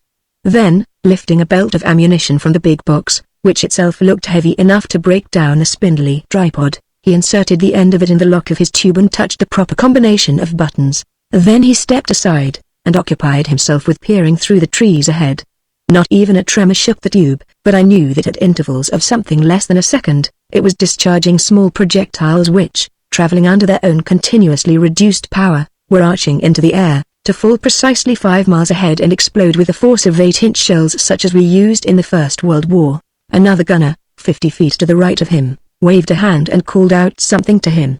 Then, picking up his own tube and tripod, he gauged the distance between the trees ahead of him, and the height of their lowest branches, and bending forward a bit, flexed his muscles and leapt lightly, some 25 feet. Another leap took him another 20 feet or so, where he began to set up his piece. I ordered my observer then to switch to the barrage itself. He got a close focus on it, but this showed little except a continuous series of blinding flashes, which, from the viewplate, lit up the entire interior of the ship. An 800-foot focus proved better. I had thought that some of our French and American artillery of the 20th century had achieved the ultimate in mathematical precision of fire, but I had never seen anything to equal the accuracy of that line of terrific explosions as it moved steadily forward, mowing down trees as a scythe cuts grass, or used to 500 years ago, literally churning up the earth and the splintered, blasted remains of the forest giants, to a depth of from 10 to 20 feet. By now the two curtains of fire were nearing each other, lines of vibrant, shimmering, continuous, brilliant destruction, inevitably squeezing the panic-stricken Sinsing between them. Even as I watched, a group of them, who had been making a futile effort to get their 3 Repray machines into the air, abandoned their efforts, and rushed forth into the milling mob. I queried the control boss sharply on the futility of this attempt of theirs, and learned that the hands, apparently in doubt as to what was going on, had continued to play safe, and broken off their power broadcast, after ordering all their own ships east of the Alleghenies to the ground, for fear these ships they had traded to the Sinsings might be used against them. Again I turned to my viewplate, which was still focused on the central section of the Sinsing works. The confusion of the traitors was entirely that of fear, for our barrage had not yet reached them. Some of them set up their long guns and fired at random over the barrage line, then gave it up. They realized that they had no target to shoot at, no way of knowing whether our gunners were a few hundred feet or several miles beyond it. Their ultraphone men, of whom they did not have many, stood around in tense attitudes, their helmet phones strapped around their ears, nervously fingering the tuning controls at their belts. Unquestionably they must have located some of our frequencies, and overheard many of our reports and orders. But they were confused and disorganized. If they had an ultraphone boss they evidently were not reporting to him in an organized way. They were beginning to draw back now before our advancing fire. With intermittent desperation, they began to shoot over our barrage again, and the explosions of their rockets flashed at widely scattered points beyond. A few took distance pot shots. Oddly enough it was our own forces that suffered the first casualties in the battle. Some of these distance shots by chance registered hits, while our men were under strict orders not to exceed their barrage distances. Seen upon the ultrascope viewplate, the battle looked as though it were being fought in daylight, perhaps on a cloudy day, while the explosions of the rockets appeared as flashes of extra brilliance. The two barrage lines were not more than 500 feet apart when the Sinsings resorted to tactics we had not foreseen. We noticed first that they began to lighten themselves by throwing away extra equipment. A few of them in their excitement threw away too much, and shot suddenly into the air. Then a scattered few floated up gently, followed by increasing numbers, while still others, preserving a weight balance, jumped toward the closing barrages and leapt high, hoping to clear them. Some succeeded. We saw others blown about like leaves in a windstorm, to crumple and drift slowly down, or else to fall into the barrage, their belts blown from their bodies. However, it was not part of our plan to allow a single one of them to escape and find his way to the hands. I quickly passed the word to Bill Hearn to have the alternate men in his line raise their barrages and heard him bark out a mathematical formula to the unit bosses. We backed off our ships as the explosions climbed into the air in stagger formation until they reached a height of 3 miles. I don't believe any of the Sinsings who tried to float away to freedom succeeded, but we did know later, that a few who leapt the barrage got away and ultimately reached New York. It was those who managed to jump the barrage who gave us the most trouble. With half of our long guns turned aloft, I foresaw we would not have enough to establish successive ground barrages and so ordered the barrage back 2 miles, from which positions our curtains began to close in again, this time, however, gauged to explode, not on contact, but 30 feet in the air. This left little chance for the Sinsings to leap either over or under it. Gradually, the two barrages approached each other until they finally met, and in the grey dawn the battle ended. Our own casualties amounted to 47 men in the ground forces, 18 of whom had been slain in hand-to-hand fighting with a few of the enemy who managed to reach our lines, and 62 in the crew and kite-tail force of Swoop No. 4, which had been located by one of the enemy's ultrascopes and brought down with long gun fire. Since nearly every member of the Sinsing gang had so far as we knew, been killed, we considered the raid a great success. It had, however, a far greater significance than this. To all of us who took part in the expedition, the effectiveness of our barrage tactics definitely established a confidence in our ability to overcome the Hands. As I pointed out to Wilma, it has been my belief all along, dear, that the American explosive rocket is a far more efficient weapon than the disarray of the Hands, once we can train all our gang to use it systematically and in coordinated fashion. As a weapon in the hands of a single individual, shooting at a mark in direct line of vision, the rocket gun is inferior in destructive power to the disarray, except as its range may be a little greater. The trouble is that to date it has been used only as we use our rifles and shotguns in the 20th century. The possibilities of its use as artillery, in laying barrages that advance along the ground, or climb into the air, are tremendous. The dis-ray inevitably reveals its source of emanation. The rocket gun does not. The dis-ray can reach its target only in a straight line. The rocket may be made to travel in an arc, over intervening obstacles, to an unseen target, nor must we forget that our ultranists now are promising us a perfect shield against the dis-ray in a neutron. I tremble though, Tony dear, when I think of the horrors that are ahead of us. The hands are clever. They will develop defenses against our new tactics. And they are sure to mass against us not only the full force of their power in America, but the united forces of the world empire. Nevertheless, I prophesied, the finger of doom points squarely at them today, and unless you and I are killed in the struggle, we shall live to see America blast the Mongolian blight from the face of the earth.